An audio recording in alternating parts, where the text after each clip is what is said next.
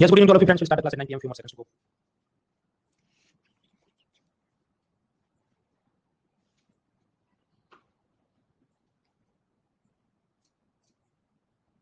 Ten more seconds. All right, friends. So now it is 9 p.m. We'll start this class. My first question is, can you see me? Can you hear me? क्या मैं देख सकते सुन सकते? True false में vote करें. प्रणय, बिनू, पवन, भूपेंद्र, अकबर, अनंत, दान, Shri, move forward. 1% लोग बोल रहे नहीं देख सकते, तो अपने कीबोर्ड पर कंट्रोलर या कंट्रोल शिफ्ट प्रेस करो. क्रोम ब्राउजर यूज करो, डिसेबल करो, इनकॉग्निटो मोड में लॉगिन करो. Hopefully it will work. Class में जो भी डाउट है पेन से लिख दो. क्लास खत्म होने के बाद मुझे गूगल फॉर्म से पूछ लीजिए, जिसका लिंक है उसमें फर्स्ट लिंक है, और फिर वेडनेसडे पीडीएफ फाइल बनाकर मैं उसके जवाब अपलोड कर दूंगा. तो हम लोग देख रहे थे पिलर 2 बजट का रेवेन्यू पार्ट, उसमें टैक्सेस, इनडायरेक्ट टैक्सेस और जीएसटी के आज हम कुछ एडवांस टॉपिक्स पढ़ेंगे. इन्वर्टेड ड्यूटी स्ट्रक्चर क्या होता है, जीरो रेटेड एक्सपोर्ट क्या होता है वगैरह.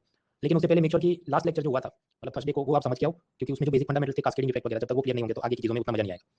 Before moving forward, let us try simple PYQ from UPSC CDS exam. इनमें से प्रत्यक्ष कर कौन से हैं? Which of the following are direct taxes in India? Corporation tax, income tax, wealth tax, custom duty, excise duty, 1 2 3 1 2 3 4 5 वगैरह जो भी, ये तो भाई आपको पता होना चाहिए. So your voting line and timer starts in 3 2 1 now.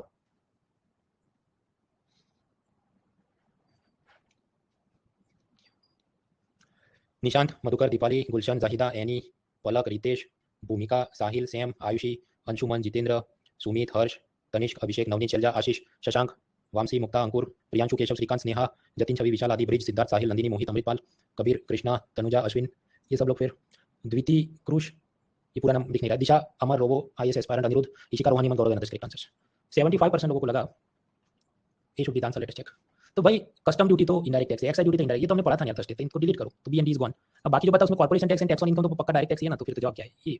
अब इसमें 75% लोग करेक्ट है, मतलब बाकी 25% you are unable to do even this simple question. तो फिर आप मतलब आप समझो, again it is a pyramid. ऊपर जो टॉप में उन्हीं को सिलेक्ट होना है, बाकी सब दिल बहलाने की बात है. तो get your house in order, तो ये तो आसान सवाल था, इसको भी पेयर वाला कर देते. How many of these are direct taxes, तो और टफ हो जाता. Please do not think take things casually.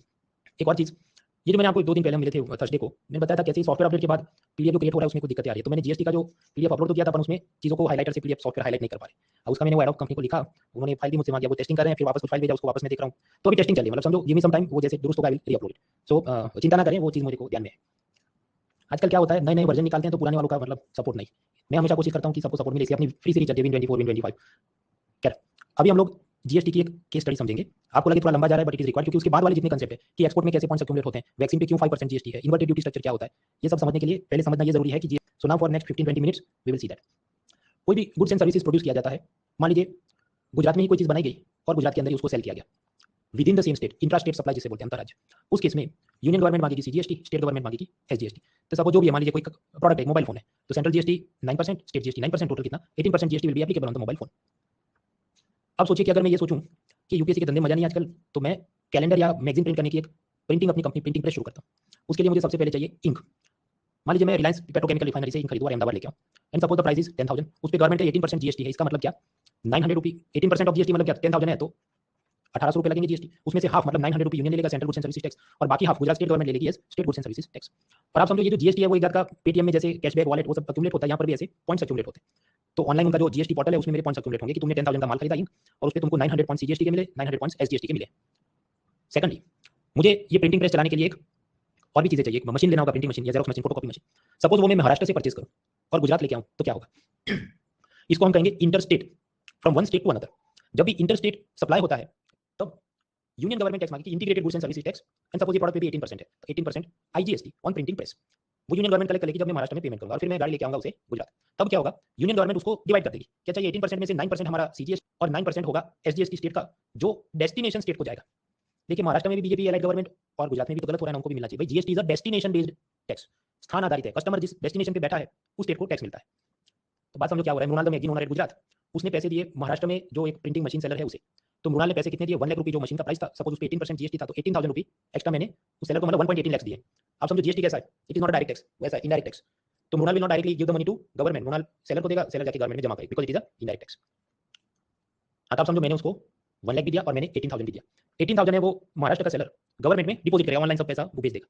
तो आप समझिए अब जो जीएसटी नाम का GST goods and services tax network नाम का ऑनलाइन पोर्टल है, जहां पर मेरे ये पॉइंट्स अक्यूमुलेट हो रहे हैं, तो वहां 18,000 रुपीज भी मेरे अकाउंट में अक्यूमुलेट हो जाएंगे कि ये तुम्हारे आईजीएसटी क्रेडिट्स है. मतलब उसे भी मैं पेटीएम के कैशबैक की तरह बाद में यूज कर सकता हूं. वो कैसे हम आगे स्लाइड में देखेंगे. अब वापस जो मैंने आपको बताया कि 1.18 लाख मैंने महाराष्ट्र के सेलर को दिया, उसमें से उसने 18,000 गवर्नमेंट को दिया एज आईजीएसटी और Gujarati businessman buying printer from Maharashtra. और ये 18,000 कैसे डिवाइड होंगे, तो समझो उसका आधा जो है, जो भी सपोज 9,000, वो यूनियन को जाएगा एज सीजीएसटी, और बाकी का 9,000 वो गुजरात स्टेट को जाएगा एज एसजीएसटी. गुजरात को क्यों जाएगा, बीजेपी सरकार इसलिए नहीं, बिकॉज मैं मृणाल गुजरात में वो प्रिंटर खरीद के गया, so my destination is Gujarat, so customers destination state will gate SGST. मैं वापस अपनी जो फाइल होगी मतलब जीएसटी ऑनलाइन पोर्टल के अंदर मेरे पॉइंट्स अक्यूमुलेट होंगे, उसको मैं अपडेट करूँ। वो क्या है, purchase printer from Mumbai at 18% IGST, माल था 1 लाख रुपए का। अब उसमें क्या होगा, उसके 3 कॉलम होते हैं। आप जानते हैं पेटीएम के आपके वॉलेट में सिर्फ एक वो कैशबैक का एक कॉलम होगा, इधर 3 कॉलम होंगे। तो वो थर्ड कॉलम में लिखेगा IGST 18000 rupee paid by Mrinal, और फिर उसको मैंने आपको बताया आधा जाएगा 9000 यूनियन को, 9000 गुजरात स्टेट को। तो इस तरह से अलग-अलग फिर आप और उसमें चीजें ऐड करते जाएं। सपोज मैं हिमाचल प्रदेश से पेपर खरीदूं और गुजरात लेके आऊं, सपोज 12% इंटरस्टेट है, तो सीजीएसटी और एसजीएसटी सीधा नहीं लिखेगा, वो थर्ड कॉलम में लिखेगा आईजीएसटी, बिकॉज़ इंटरस्टेट है। और उसमें भी आधा 1200 यूनियन को गया, 1200 स्टेट को, ऐसा कुछ जो भी वो डिवाइड कर लेगा। टोटल टोटल मैंने ये जो इनपुट लिया, इंक, प्रिंटर, पेपर 10000, 1 लाख वगैरह, ये बोल के I have paid total 1.30 lakh rupees which was the price of the products. उस पर मैंने टैक्स कितना भरा, सीजीएसटी 900, एसजीएसटी टू गुजरात 900, और आईजीएसटी जो बाहर से माल में दूसरे स्टेट से इंपोर्ट करके लाया उसका 18000 20400। नंबर्स आर नॉट इंपॉर्टेंट, आप समझो कि 3 स्ट्रीम होते हैं, 3 जाके कैशबैक पॉइंट्स अक्यूमुलेट हो रहे हैं, एक नहीं है 3 है, SGST, CGST and IGST. So when I check my mobile balance GST portal पे जाके, तो मुझे 3 बैलेंस दिखाएगा कि सीजीएसटी में कुछ पैसा है, एसजीएसटी में कुछ पैसा है, और आईजीएसटी में कुछ पैसा है। और ये सब मुझे क्रेडिट्स मिले हैं, आई कैन यूज देम अगेन, मैं वापस से उसको यूज कर सकता हूं। वो कैसे, वो भी आगे स्लाइड में हम समझते हैं। So basically goods and services tax network का online portal, it has 3 streams of tax credit, 3 धाराएं होती हैं उसमें। अभी आप सोचिए कि मैंने सारा रॉ मटेरियल खरीदा, मैं उस पे प्रिंटिंग कर रहा हूं, and now I sell the output, मैं कैलेंडर बना के बेचता हूं। सपोज एक कैलेंडर का मैं प्राइस रखूं 100 रुपीस, और गवर्नमेंट का ये जो कैलेंडर है इस पे 12% जीएसटी लगेगा। एंड सपोज ऐसे 500 कैलेंडर में विद इन गुजरात प्रिंट करता हूं, विद इन गुजरात सेल करता नहीं, बना गुजरात कोई सेल किया, तो 500 कैलेंडर है, हर कैलेंडर का भाव 100 रुपए है, तो 50000 रुपए प्राइस। और ये इंट्रास्टेट मतलब विद इन स्टेट में अभी सेल कर रहा हूं, तो इस पे भी मैं कस्टमर से पैसा लूंगा। समझो आप मुझे कैलेंडर लोगे तो you will pay me price and GST, तो मैं आपसे लूंगा और मुझे गवर्नमेंट में डिपॉजिट करना है। हाँ, तो उस हिसाब से जो भी 3000 सीजीएसटी, 3000 एसजीएसटी, आईजीएसटी नहीं लगेगा, बिकॉज़ सेम स्टेट में, इंट्रास्टेट में काम हो रहा है, सेम स्टेट में, सो आईजीएसटी नॉट एप्लीकेबल। उसके बाद मान लीजिए मैं कुछ मैगजीन्स पंजाब में भी सेल करूं, गुजरात में बैठ के पंजाब को मैं मान लीजिए एक्सपोर्ट करूं, तो यानी जो पंजाब के कस्टमर है वो मुझे 100 रुपी प्राइस प्लस 12 रुपी जीएसटी पे कर रहे हैं, because now I am the seller, तो वो मुझे पैसा और जीएसटी देंगे। अब मेरी रिस्पांसिबिलिटी है कि मैंने गवर्नमेंट में वो 12 रुपीस जीएसटी डिपॉजिट करना है। So IGST on Punjabi reader buying magazine from Gujarat. अब प्रश्न ये जो 12 रुपीस मृणाल द सेलर ने गवर्नमेंट को डिपॉजिट किए, वो कैसे डिवाइड होंगे? तो उसमें से 9 रुपीस, माफ कीजिए 12 रुपीस है तो आधा होगा, मतलब 6 rupee will go to union as CGST and remaining 6 rupee will go to Punjab as SGST. अब कुछ लोग जज कर ये कैसे हो सकता है, मतलब बीजेपी की सरकार है और वहां पर आम आदमी पार्टी की सरकार है, तो उनको कैसे मिल सकता है? तो भाई मैंने आपको customer state will gate SGST, इसलिए मैं बोला now I am the seller, customer is sitting in Punjab, तो पंजाब स्टेट को एसजीएसटी मिलेगा। I am giving you 30 seconds, 30 minute 40 seconds, सुकून से पहले इतना दिमाग में होता है, फिर आगे बढ़ते हैं।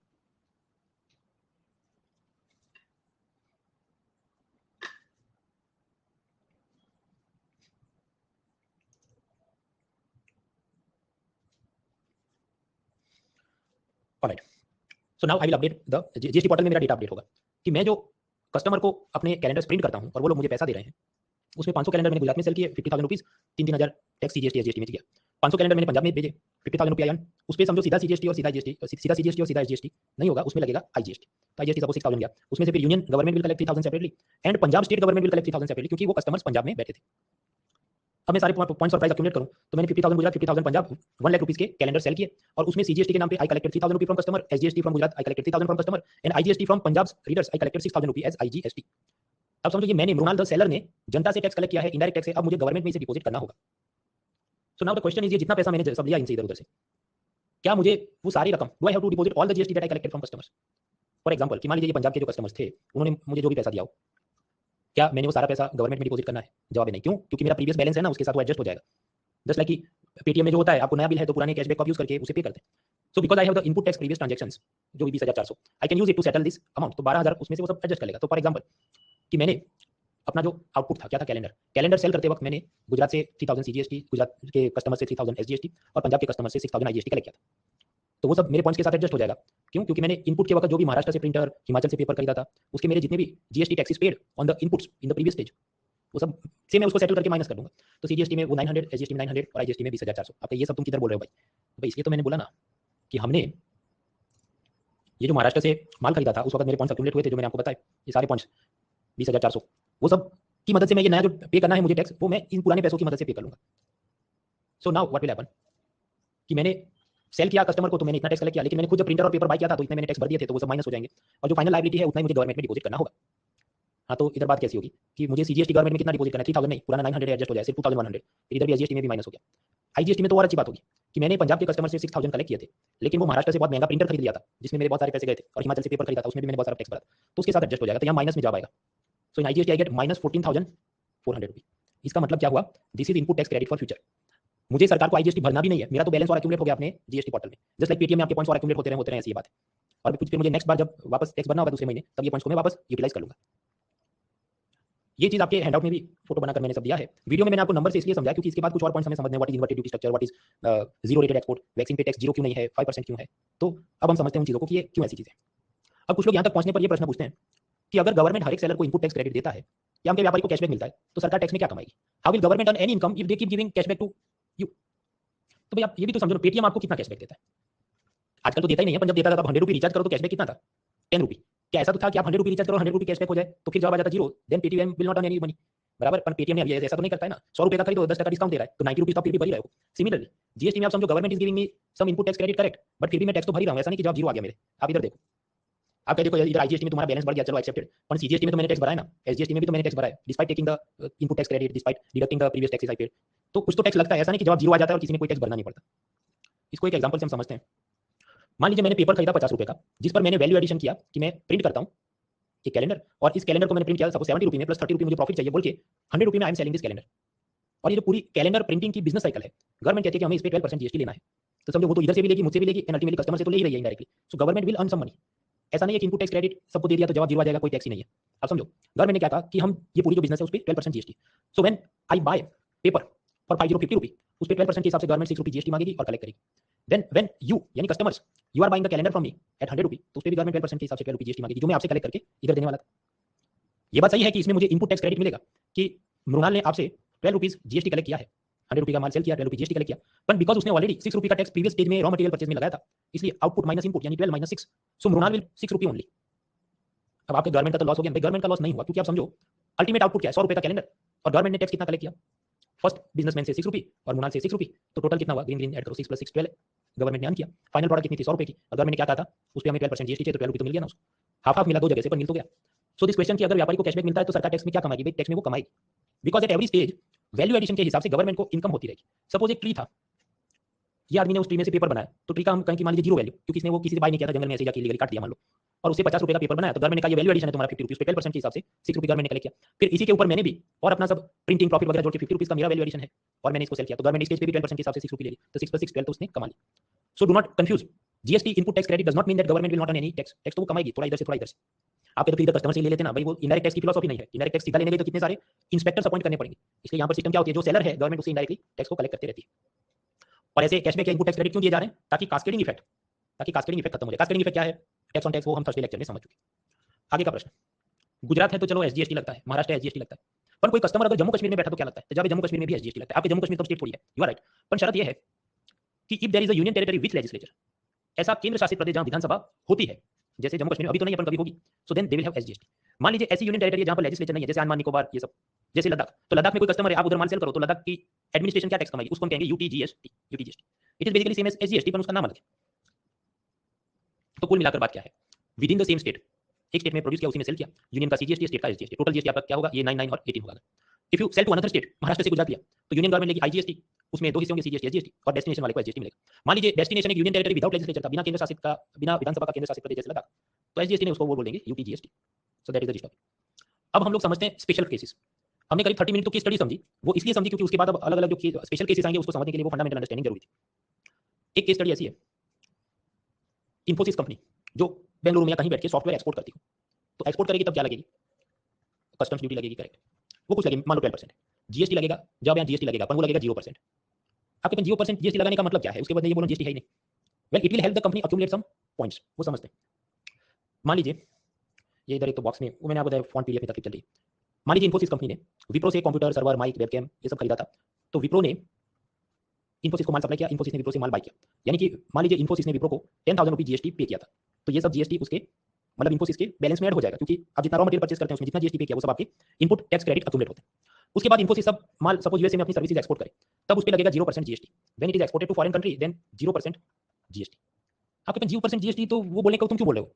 There is no need to even say कि जीएसटी। आप समझो 0% GST means company will accumulate more points. समझो 10,000 ऑलरेडी उसके पास पॉइंट्स थे, और बाकी जो माल उसने आगे एक्सपोर्ट किया उस पे कितना जीएसटी कलेक्ट किया? समझो जो अमेरिकन आदमी है उसने इन्फोसिस से सॉफ्टवेयर बाय किया, तो वो क्या पे कर रहा है? Price plus 0 GST, price plus 0 GST. यानी इन्फोसिस के केस में क्या होगा कि इट हैज कलेक्टेड आउटपुट, उसके मतलब 0 वहां है, और ऑलरेडी वो इनपुट में 10,000 दे चुका है विप्रो को, यानी 10,000 पॉइंट्स एक्स्ट्रा इन्फोसिस कंपनी के एक्यूमुलेट हो जाएंगे। इसलिए कहा जाता है GST service exports are 0 rated, मतलब भारत से कोई चीज निर्यात करोगे तो उसके सारे आपके पॉइंट्स एक्यूमुलेट हो जाएंगे, क्योंकि आप नेक्स्ट स्टेज पे टैक्स कलेक्ट नहीं करें। Let me go back and show with some example. आप समझो कि मान लीजिए मैंने ये जो अपनी ओरिजिनल प्रिंटर वाली केस पढ़ी थी, कि मैंने सपोज गुजरात में कैलेंडर सेल किया, उसमें 3,000 जीएसटी मैंने कलेक्ट किया था, लेकिन मैंने रॉ मटेरियल के नाम पे 900 रुपीज का ऑलरेडी मैंने गुजरात से इंक वगैरह खरीदा था। मान लीजिए गवर्नमेंट यहाँ ये कहती कि तुम्हारे आउटपुट पे जीरो जीएसटी है, तो क्या होता, मेरे ये सारे के सारे 900 पॉइंट्स सेव हो जाते, बच जाते, सलामत रह जाते। तो यही फायदा है जब आउटपुट पे 0% जीएसटी हो जाए। यहाँ तो नहीं था, ये जो हमने प्रिंटर की केस स्टडी समझी उसमें क्या था कि 3000 और फिर प्रीवियस स्टेज में 900 पे किए थे तो माइनस हो गया तो 2100, यानी मेरे बैलेंस कम हो गया था, लेकिन अगर मैं एक्सपोर्ट करता तो मेरा बैलेंस सलामत रहता। That is the point. तो ये ऐसी बात है कि जब एक्सपोर्ट्स होते हैं, एक्सपोर्ट पे गवर्नमेंट कहती है zero rated GST, that means उत्पादन के दौरान जीएसटी टैक्स मैंने जितना भरा था, इन्फोसिस बोल रहा है वो सारी टैक्स की रकम वो मतलब मेरे पास ऐड हो जाएगी, तो उसका पॉइंट्स ऐसे होगा उसके अकाउंट में 10,000 सेव दिखेंगे, सलामत दिखेंगे। अगर ये पॉइंट्स है उसके एक्यूमुलेट हुए तो उसके क्या करना है, अचार डालना क्या करना है। समझो इन्फोसिस आगे चल के अनअकैडमी का पोर्टल डेवलप करे, जो भी ये मोबाइल ऐप है वो सब सपोज इन्फोसिस डेवलप करे, तो अभी अनअकैडमी क्या करेगी, इन्फोसिस को प्राइस प्लस जीएसटी पे करेगी। तब क्या होगा, मान लीजिए रोमन साइनी ने 500 रुपए दिए जीएसटी के नाम पे इन्फोसिस को, तो क्या इन्फोसिस वो 500 रुपए इधर गवर्नमेंट में डिपॉजिट करेगा? नहीं, वो तो एडजस्ट कर लेगा, मेरा 10,000 का बैलेंस है उसी में ले लो, तो अभी मेरा बैलेंस बच गया 9,500 ओनली।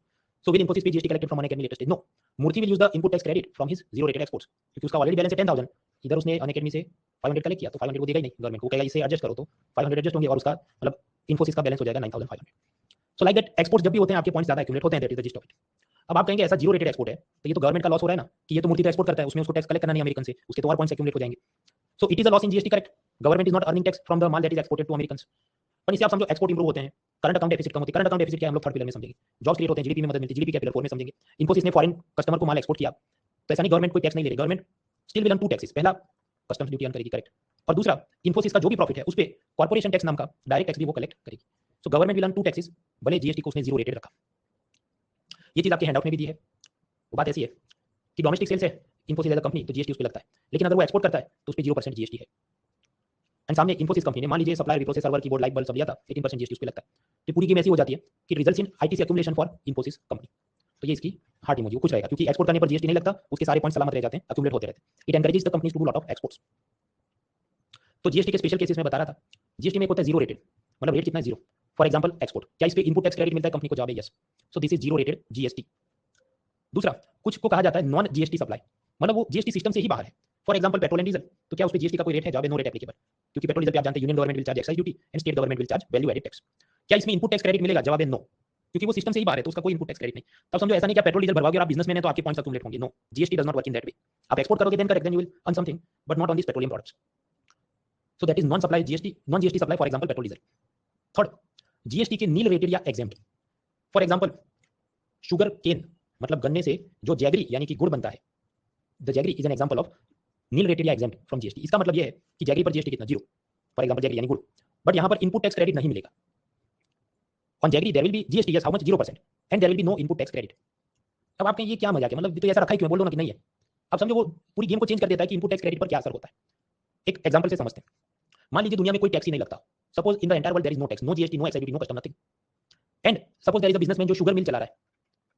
अब उसने क्या किया, 25,000 रुपीज की ये गन्ना क्रश करने की मशीन ली, शुगर केन क्रशिंग मशीन की परचेज फॉर 25,000, और किसानों से वो शुगर केन भी खरीदता है, कोई जीएसटी नाम की चीज नहीं है, मान लो कोई दूसरे भी टैक्स नहीं, और फिर वो अपना आउटपुट जनरेट करता है जैगरी यानी गुड़, जो कि retail sellers 25 rupees per kilogram में सेल कर रहे हैं। So suppose this is situation ए, ये है situation A. I am giving you 30 seconds, इसको दिमाग में उतारिए बोल क्या रहा है, क्योंकि इसके बाद की स्लाइड में आपको झटका लगेगा।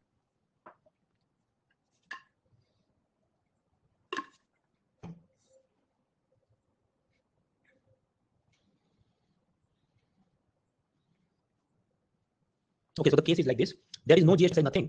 बिजनेसमैन ने 25,000 का मशीन खरीदा और उसमें से वो जैगरी यानी गुड़ बना के बेच रहा है 25 rupees per kilo. Now suppose, अब झटका लो कि सपोज गवर्नमेंट ये कहे कि ये जो तुम्हारी मशीन है इस पर 18% जीएसटी होगा। So now what will happen, businessman का इनपुट क्या हुआ? 25,000 की मशीन, जो उसने आगे जो भी बड़ी कोई किर्लोस्कर कंपनी या किसी कंपनी से, बजाज कंपनी से परचेस की होगी, और उस पर 18% के हिसाब से सपोज 4,500 रुपीज उसने जीएसटी पे किया है। इसने पे किया जीएसटी, जो भी उसके आगे सेलर था, सपोज था बजाज, उसको सेल किया, उससे उसको जीएसटी पे किया। एंड गवर्नमेंट ये भी कहे कि तुम्हारा जो आउटपुट है जैगरी मतलब गुड़, उस पर लगेगा zero GST but no input tax credit. तुम आगे कस्टमर को सेल करो गुड़, उस पर कोई जीएसटी नहीं है और तुमको उसका कोई इनपुट टैक्स क्रेडिट भी नहीं मिलेगा। तो समझो इसके लिए अब तकलीफ क्या होगी कि मुझे अभी 4,500 रुपीज रिकवर कैसे करूं मैं? जो मैंने मशीन खरीदा, I paid 4,500 rupees to Bajaj, अब मैं जो सेल कर रहा हूं उस पर आप कह रहे हो कि जीएसटी मत लो और तुम्हें कोई जीएसटी के एडजस्टमेंट भी नहीं मिलेंगे। तो अब वो क्या करेगा, ये सारे कस्टमर पर 4,500 रुपये का एक्स्ट्रा बर्डन डाल देगा, बोझ डाल देगा। तो मैं जो पिछली स्लाइड में आपको बताया कि पर किलोग्राम जैगरी यानी गुड़ का प्राइस चला था 25, अब क्या हो जाएगा, हो सकता है 32 रुपये, वो डिपेंड करता है वो कैसे एडजस्ट करता है। तो यानी हमने क्या समझा कि suppose there is GST on input जैसे machine, but 0% GST on output जैसे जैगरी, तो और साथ में ये भी बोला जाए कि there is no input tax credit, तो बिजनेसमैन उसका सारा बर्डन कस्टमर पे डाल देगा, तो चीज महंगी हो जाएगी, the final product will become expensive. I am giving you 30 seconds, इसको उतारो, क्योंकि इसके बाद हम समझेंगे कि वैक्सीन पे टैक्स क्यों है। 30 सेकंड्स।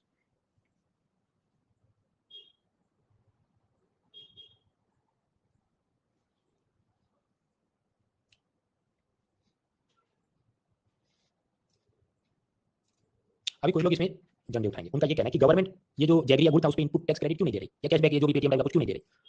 तो उसका कारण ये है कि शायद गवर्नमेंट को ये लगे कि गन्ना और गुड़ बहुत ज्यादा प्रोडक्शन पहले ही हो चुका है, already excess sugar cane and jaggery supplies there, इसको कुछ और एनकरेज नहीं करना, इसको और प्रोत्साहन देना ही नहीं। या दूसरा कि शायद गवर्नमेंट को ऐसा लगे कि इस पे हम लोग इनपुट टैक्स क्रेडिट देंगे तो भी इससे अपने देश में जीडीपी जॉब्स है उससे ज्यादा तो इंप्रूव होने वाली नहीं है। समझो, जितनों को गन्ना लगाना था, जितनों को गुड़ खाना था, सब लोग खा रहे हैं, जिसको चाय पीनी थी सब चाय पी रहे हैं ना, तो अभी उसमें और टैक्स की माफी दो नहीं तो क्या फर्क पड़ता। अगर हर जगह गवर्नमेंट इनपुट टैक्स क्रेडिट देगी, सब माफ कर देगी, तो फिर poverty welfare, Ayushman Bharat, 5 lakh health insurance, वो सब चलाने का पैसा किधर से आएगा। So they will have to collect taxes. And lastly, it is not creating great hardship for the customer.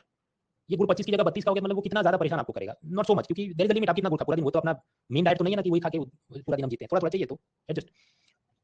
अब मेन चीज पे आते हैं। हम जब भी वैक्सीन खरीदते हैं, वैसे कोरोना के दौरान गवर्नमेंट ने ज्यादातर फ्री ऑफ कॉस्ट प्रोवाइड की, पर अभी आप कोरोना की वैक्सीन लेने जाओ कोई प्राइवेट हॉस्पिटल में, तो उसका जो भी प्राइस होगा उस पर 5% जीएसटी लगता है। अब इस पे कुछ लोगों ने झंडा उठाया कि we want 0% GST on vaccine, और फिर ट्विटर वगैरह में लोग और उसको हंगामा करते हैं कि ऐसा होना चाहिए। अब जिसको नहीं पता वो तो इमोशनल हो जाएगा ना कि यस हाँ 0% ही होना चाहिए, बट आप सोचो कि 0% अगर हो गया एंड प्रोडक्ट पर जीएसटी, तो फिर वो पूरी कैलकुलेशन को कैसे खराब करेगा। अभी वैक्सीन के डोमेस्टिक सेल पर 5% जीएसटी, कुछ लोग मांग कर रहे हैं कि 0% जीएसटी होने चाहिए ताकि वैक्सीन सस्ता हो जाए। दे आर अज्यूमिंग कि व्हेन जीएसटी जीरो थे, ये प्रैक्टिकेबल नहीं है। वो क्यों हम समझते हैं, क्योंकि आप समझो, ये जो भी suppose serum institute of India, इसने भी ये सब मशीन तो खरीद के रखे ना, मशीन उसने खरीदी है जिसकी मदद से वैक्सीन बन रहा है। अब आप कहो कि तुम उसको आगे बेचो और उस पर 0% जीएसटी वैक्सीन पे, suppose that is the scene, then what to do. Option A ऐसा हो सकता है कि हम ये बोले कि zero rated GST on vaccine even for domestic sales, मतलब जो इंफोसिस अमेरिका में एक्सपोर्ट किया और 10,000 उसके पॉइंट्स अक्यूमुलेट हो जाए, ऐसा हम तुमको मजा देंगे, सीरम इंस्टीट्यूट ऑफ इंडिया को मजा देंगे, भले तुम इंडिया के भीतर ही वैक्सीन को सेल करो। पर ये प्रैक्टिकेबल क्यों नहीं है, बिकॉज देन सरकार को टैक्स की कमाई कम होगी, it will result into low income for government. Exporters को तो हम एक्सपोर्ट में प्रमोट करने के लिए ये सब माफी और पॉइंट्स की मजे देते थे, डोमेस्टिक सेल्स पे भी गवर्नमेंट अगर इतने सारी इनपुट टैक्स क्रेडिट दे देगी तो फिर गवर्नमेंट को टैक्स ही नहीं मिलेगा। सो देयरफॉर ये तो ऑप्शन काम नहीं करेगा। ऑप्शन बी, हम ये कहें कि ओके वैक्सीन पे 0% जीएसटी, लेकिन वो होगा नील रेटेड या एग्जेम्प्ट, मतलब जैगरी वाला केस कि GST zero but company will not get any input tax credit. तो उस केस में क्या होगा, जैसा हमने जैगरी में देखा 25 रुपए का 32 रुपए हो गया, उसी तरह ये जो सीरम इंस्टीट्यूट वाला है, ये सोचे मैंने 20,000 की मशीन खरीदी थी, उसमें टैक्स पे किया था और आप बोल रहे 0% ऑन वैक्सीन, तो जो 300 की वैक्सीन है वो उसको 400 की कर देगा, जस्ट लाइक कि हमने जो जैगरी वाले केस में समझा था। मतलब एक तरफ कुआं दूसरी तरफ खाई, एक्सपोर्ट वाला टाइप का कर दोगे तो गवर्नमेंट को लॉस है, और अगर जैगरी टाइप का कर दोगे, गुड़ जैसा कर दोगे तो कस्टमर को ज्यादा प्राइस पे करना पड़ेगा। इसलिए जो सिस्टम बन गई है कि 5% ऑन दी सप्लाई चेन, तो उसको गवर्नमेंट कंटिन्यू रखती है। So why 5% GST on vaccine, why not 0%। तो उसका मैंने आपको कारण बताया कि अगर उसमें इनपुट टैक्स क्रेडिट दोगे तो लॉस टू गवर्नमेंट होगा, और अगर इनपुट टैक्स क्रेडिट नहीं दोगे तो कस्टमर पे बर्डन बढ़ जाएगा। That is the gist topic. समझ में आए तो बेस्ट है, नहीं समझ आया तो एक्सेप्ट करो कि GST on vaccine is 5%, because उसको जीरो किया तो या तो गवर्नमेंट का लॉस होगा नहीं तो कस्टमर का लॉस होगा। वो डिपेंड करता है इनपुट टैक्स क्रेडिट मिलता है कि नहीं मिलता है। अगर इनपुट टैक्स क्रेडिट देगी तो गवर्नमेंट का लॉस है, नहीं देगी तो कस्टमर पे बोझ बढ़ेगा तो कस्टमर का लॉस है। बोले नहीं ये तो और तुम एक्सप्लेन करो, और मेरे इस पे और काउंटर आर्गुमेंट है कि मैं ऐसा एक मतलब चौथा ही मेरे पास सॉल्यूशन है वगैरह, कुछ काम का नहीं। 250 वर्ड्स में ये मेंस में आपको कोई पूछना, क्योंकि आपको एमसीक्यू जब टिक करे तो ध्यान रहे कि हर अच्छी चीज मतलब ये नहीं गवर्नमेंट वैक्सीन को जीरो कर देगी GST, no, there is some tax on जी, there is some tax on vaccine. Interview में आपको कोई पूछे कि जीरो कर देते ना, तो नहीं कर सकते, क्योंकि जो कारण मैंने आपको बताया। So beyond what we understood beyond that not important. कुछ बार ऑपोजिशन पार्टी इस पे हंगामा करती है तो और कॉलम में आ जाता है, तो कॉलम पढ़ने नहीं है क्योंकि उसका जो जिस्ट है मैंने आपको बता दिया। तो कुल मिलाकर जीएसटी के जो अलग अलग स्पेशल केसेस थे वो हमने देखे। ब्रेक लेते हैं 5 मिनट का, इस टेबल को दिमाग में उतारो, then we continue forward.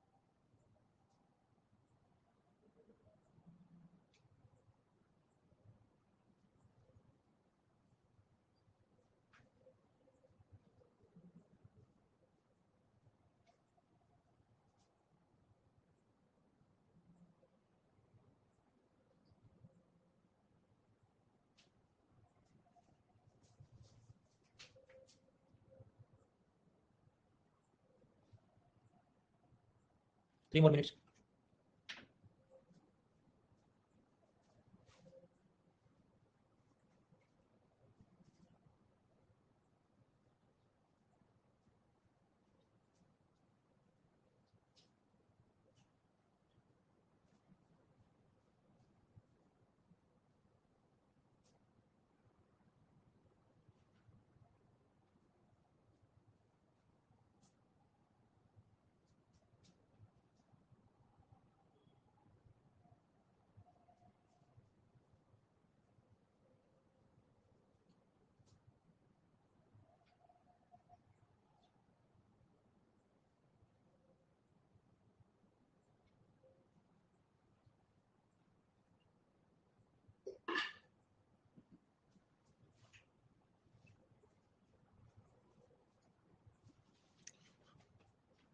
1 more minute.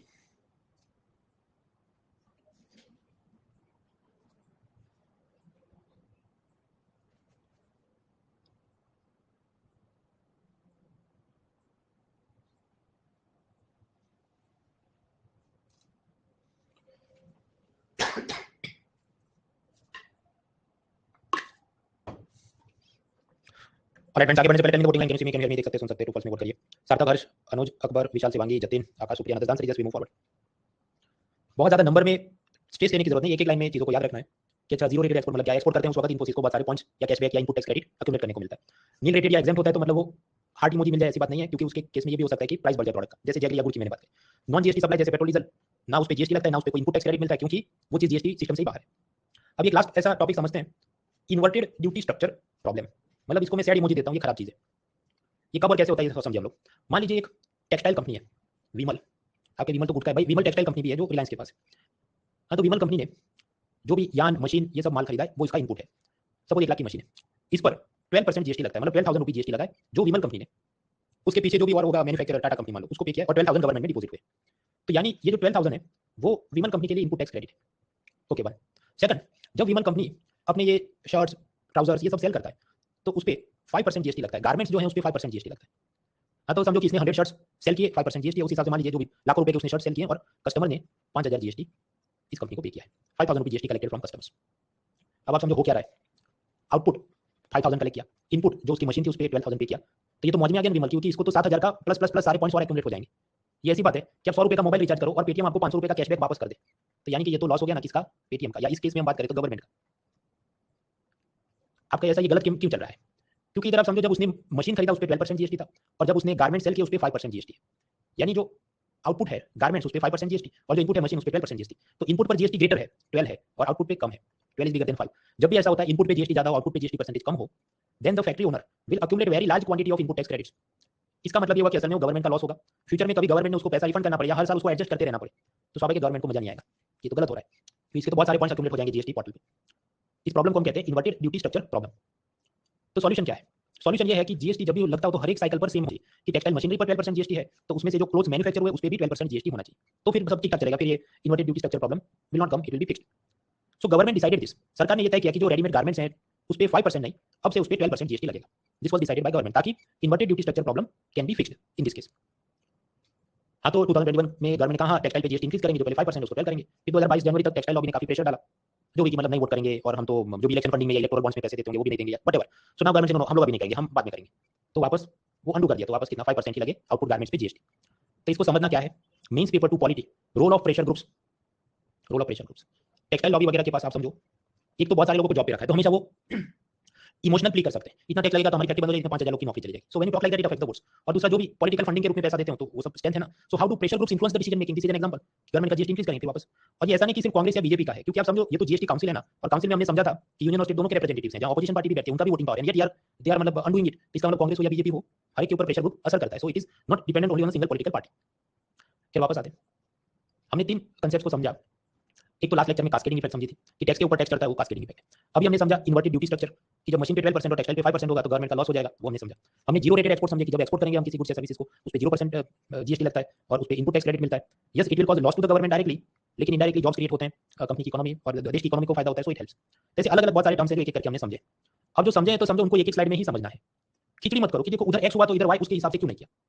तो हर एक केस डिफरेंट है, वो जीएसटी काउंसिल की अपनी राय पे है कि उनको क्या करना है, raw material, tax collection, jobs, GDP, role of pressure group, उस हिसाब से हर एक सेक्टर के ऊपर अपनी अपनी चीज चलती है। अब जैसे कि यहाँ देखिए कि टेक्सटाइल लॉबी का पावर ज्यादा था तो जीएसटी कम कर दिया। हम लोग अभी आगे देखेंगे स्लाइड में कि कैसे गेमिंग एप्स के ऊपर 28% जीएसटी है और वो लॉबी प्रेशर डालती है, अपन उसका असर नहीं आया तो 28% है। तो फिर खिचड़ा मत करो, उधर ऐसा किया तो इधर कैसे किया, तो भाई वो तो पावर पे डिपेंड है। सेकंडली, बीरबल की खिचड़ी मत पकाओ, एक एक स्लाइड जो पड़ी एक एक स्लाइड में, फिर इधर जैगरी का समझा तो जैगरी में याद रखना, फिर उसमें एक्सपोर्ट करेंगे तो क्या होगा, A list to B list to Z, ये करेंगे तब घूमते ही रहोगे, कोई जवाब आपका ठीक नहीं होगा। तो do not mix up the things, एक एक फोटो फ्रेम याद रखनी है कि वैक्सीन वाला केस वो फोटो फ्रेम अलग था, इन्वर्टेड ड्यूटी स्ट्रक्चर टेक्सटाइल का फोटो फ्रेम या स्लाइड अलग था, ये जैगरी वाला जो केस था वो स्लाइड अलग था। आपस में इंटरलिंक मत करो, वो सब पॉलिटी में करो, जैसे यूनियन पार्लियामेंट का ये पावर है तो विधानसभा का क्या पावर है, इधर ये सब करने मत बैठो, otherwise you will not be able to. तो हमने इकोनॉमिक एंगल पढ़ लिए, कॉन्स्टिट्यूशनल एंगल पढ़ लिए। इसके बाद का मुद्दा है कि जीएसटी आने से कौन से पुराने टैक्स चले गए, which of the taxes of union government and state government have been replaced by GST. अब ये ऐसा मुद्दा है कि मैं कभी कभी सोचता हूं कि इसको ना पढ़ाऊं, ये तो आउटडेटेड है, क्योंकि आप समझो जीएसटी 2017 में आया और अभी हम लोग 2023 में है, तो ये तो आउटडेटेड चीज है, ये अभी क्यों पढ़ना है। But then I was shocked and surprised कि अभी जो सीडीएस एग्जाम हुई, यूपीएससी एग्जाम लेती है आर्मी नेवी एयरफोर्स के ऑफिसर के लिए, उसमें अभी भी वो वही पूछ रहे हैं, which of the following tax is not subsidised under goods and services tax. तो ये तुम पढ़ चुके हैं, टैक्स ऑन पेट्रोलियम प्रोडक्ट्स, तो वो चीज पे जीएसटी नहीं है, उस पे यूनियन का एक्साइज और स्टेट का वेट है। बाकी सारे जो टैक्स है, कस्टम ड्यूटी नहीं, सेंट्रल एक्साइज, सर्विस टैक्स, वो सब खत्म हो गए बाकी चीजों पर, क्योंकि वहां पर लगता है GST. Now this is very easy question for me, क्योंकि मैं तो हर साल पढ़ाता हूं। आप भी अभी नेक्स्ट 15 टू 20 मिनट्स हम इसी पे स्पेंड करेंगे कि कौन से टैक्स खत्म हो गए बिकॉज ऑफ जीएसटी, तो समझना, क्योंकि अलग अलग एग्जाम में उसमें उसकी जरूरत पड़ती है। Okay, so now the next question is which union taxes have been replaced by GST. GST आने से कौन से पुराने कर रद्द हो गए।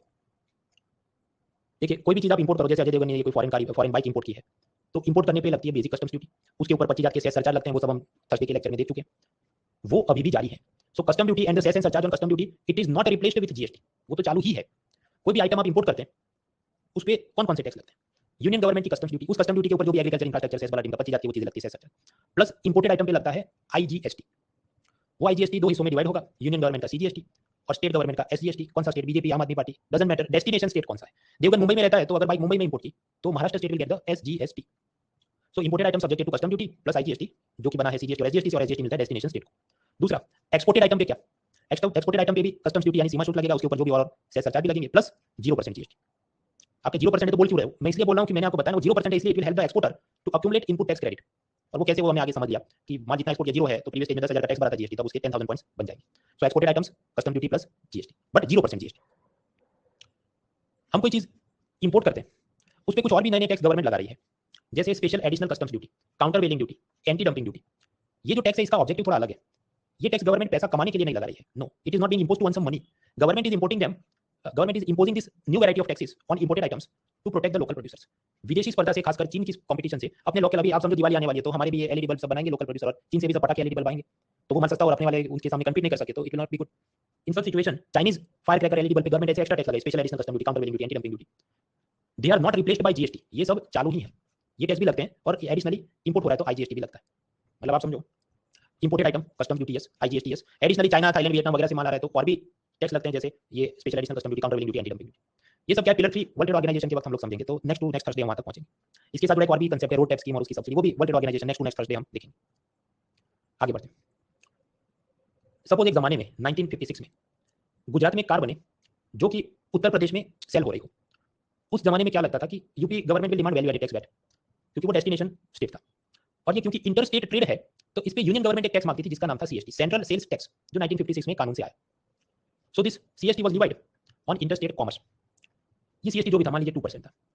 फिर यूनियन गवर्नमेंट क्या सोचती थी कि थोड़ी दया खाते हैं कि गुजरात जिसने ये चीज मैन्युफैक्चरिंग की है, बट उनको कोई टैक्स नहीं मिला, ये तो जो डेस्टिनेशन स्टेट उत्तर प्रदेश में कस्टमर्स हैं तो उनको टैक्स मिला है। सो गवर्नमेंट ये 2% सीएसटी सोर्स स्टेट को दे देती थी। So in practice union would assign the central sale tax to the source state जहां से माल आया था, क्यों, ताकि उनको भी थोड़ा पैसा कमाने को मिले। So this was on inter state trade. अब ऐसा ये जो सेंट्रल सेल्स टैक्स यानी सीएसटी है, तो वो है कि नहीं, जावे नहीं है। Now this CST has been removed under goods and tax regime, ये खत्म हो गया। तो अब मतलब ये सीएसटी नाम की चीज ही नहीं है अभी।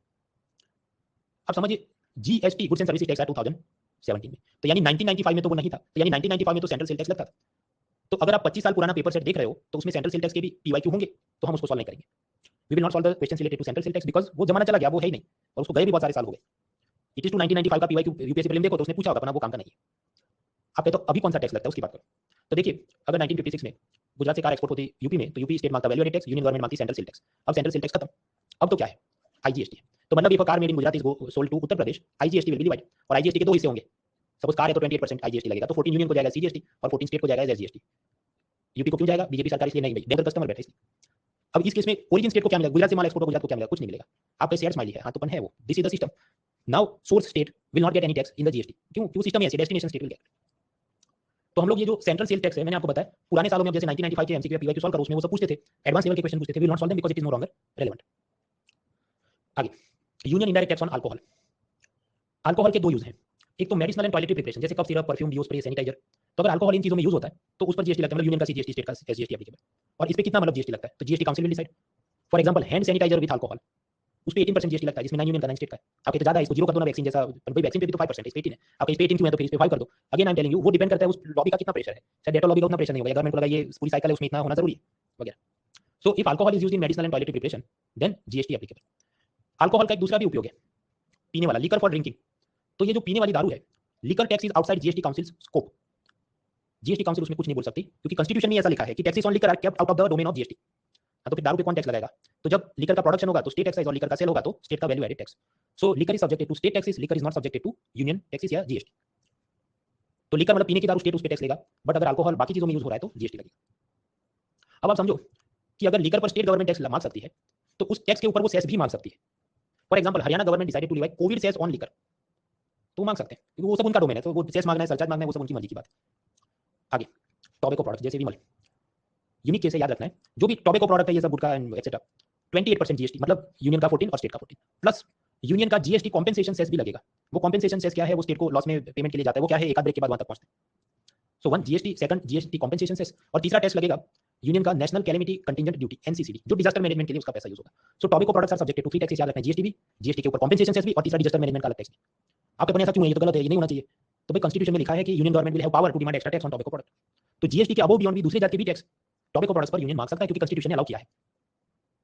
आगे 5 हाइड्रोकार्बन प्रोडक्ट आपको याद है, crude oil, petrol, diesel, aviation turbine fuel और नेचुरल गैस। इस पे जीएसटी नहीं लगता, इस पे क्या लगता है, यूनियन का एक्साइज लगता है और स्टेट का वैल्यू एडेड टैक्स लगता है। हालांकि जीएसटी काउंसिल जब डिसाइड करे सपोज 2026 तो तब से जीएसटी लगेगा, अभी तो नहीं लगता है। तो कुल मिलाकर जब भी एमसीक्यू पूछा जाए कि which of the union taxes are replaced या एबॉलिश्ड या सब्स्यूम्ड अंडर दिस सीजीएसटी और आईजीएसटी रिजिम, तब समझो डायरेक्ट टैक्सेस बंद हो गए, क्या इनकम टैक्स नहीं भरना, जीएसटी आ गया तो नहीं, वो तो चालू है। कोई बाइक आप इंपोर्ट करो तो कस्टम्स ड्यूटी वो भी चालू है कंटिन्यू, पेट्रोल बाइक में भराओ तो लगता है वो भी चालू है। टोबैको के ऊपर ये नेशनल कैलेमिटी कंटिजेंट ड्यूटी और ऐसे जो अलग टैक्स लगते हैं वो भी चालू है। लिकर पे स्टेट के टैक्स लगते हैं तो वो भी चालू है, जीएसटी आने से लिकर पे जीएसटी लगता है और स्टेट का टैक्स नहीं लगता, वो सब तो बंद नहीं हुआ है। तो यानी यहाँ पर जो ऊपर मैंने रेड कलर के सेल्स बनाए हैं, it means these taxes are not replaced by GST. या कि ये तो इतनी लंबी लिस्ट कैसे याद रहे, मुझे तो याद रहती है, मैं साल में 3 बार ये कोर्स करता हूँ, आपको याद रहे इसलिए थोड़ी चीजों भी मैंने इसमें हिंट में डाली है कि देवगन को जो भी पसंद है उस पर जीएसटी नहीं लगता है। देवगन को इनकम टैक्स की रेट मारना पसंद है तो उस पर जीएसटी नहीं लगता। देवगन को इंपोर्टेड बाइक पसंद है उस पर कस्टम ड्यूटी लगती है तो उस पर जीएसटी नहीं लगता है। बाइक में पेट्रोल चाहिए तो उस पर एक्साइज लगती है, जीएसटी नहीं लगता है। देवगन को जुबा केसरी करना पसंद है तो टोबैको पे जीएसटी भी लगता है, बट इन एडिशन ये दूसरे भी अलग अलग टैक्स लगते हैं, national calamity contingent duty. And Devgan को दारू पीना भी पसंद है, को मिलेगा रंग जब बैठेंगे 2-3 यार, तो लिकर टैक्सेस पे भी जीएसटी नहीं, वो अलग system, state excise duty, state better applicable. Devgan hand wash की, हैंड सैनिटाइजर की एडवर्टाइजमेंट में नहीं देखा मैंने उसको, यानी कि उस पर जीएसटी लगता होगा। So excise on alcohol when used in deodorant, perfume and other non liquor purpose तो जीएसटी लगता है। उस पे जो पुराना मतलब एक्साइज था वो खत्म हो गया। One state to another state जब आप माल को एक्सपोर्ट करते थे उस पर सेंट्रल सेल टैक्स लगता था, जो मैंने आपको यूपी और गुजरात के कार वाले केस से सिखाया, और मैंने आपको बताया सेंट्रल सेल टैक्स खत्म हो गया। अब क्या लगता है, इंटरस्टेट ट्रेड है तो IGST. Coaching service, mobile telecom service, online advertisement, ये सब एक जमाने पे सर्विस टैक्स लगता था, पर अब सर्विस टैक्स बंद हो गया, उसकी जगह क्या लगता है, सर्विस इस पे लगता है जीएसटी। ये जो भी बिस्किट आइसक्रीम वगैरह पे एक जमाने में उसके मैन्युफैक्चरिंग पे यूनियन गवर्नमेंट की एक्साइज ड्यूटी लगती थी, पर अब वो खत्म हो गया, उसकी जगह क्या लगता है, जीएसटी। तो यानी कि जो ग्रीन कलर के सेल्स हैं वो ऐसे टैक्स हैं which have been replaced by GST, मतलब ये परफ्यूम पे लगता है एक्साइज खत्म, उसकी जगह जीएसटी है, सेंट्रल सेल टैक्स खत्म, जीएसटी है, सर्विस टैक्स खत्म, जीएसटी है, ब्रेड बिस्किट वगैरह पे लगता है एक्साइज ड्यूटी खत्म, जीएसटी। याद रखना है एमसीक्यू में, आईएएस में तो शायद पूछे तो पेयर बेस्ड क्वेश्चन पूछे, नॉन आईएएस जितनी एग्जाम है उसमें पूछे तो एबीसीडी पूछे। I am giving you 45 seconds, इसको दिमाग में उतारो।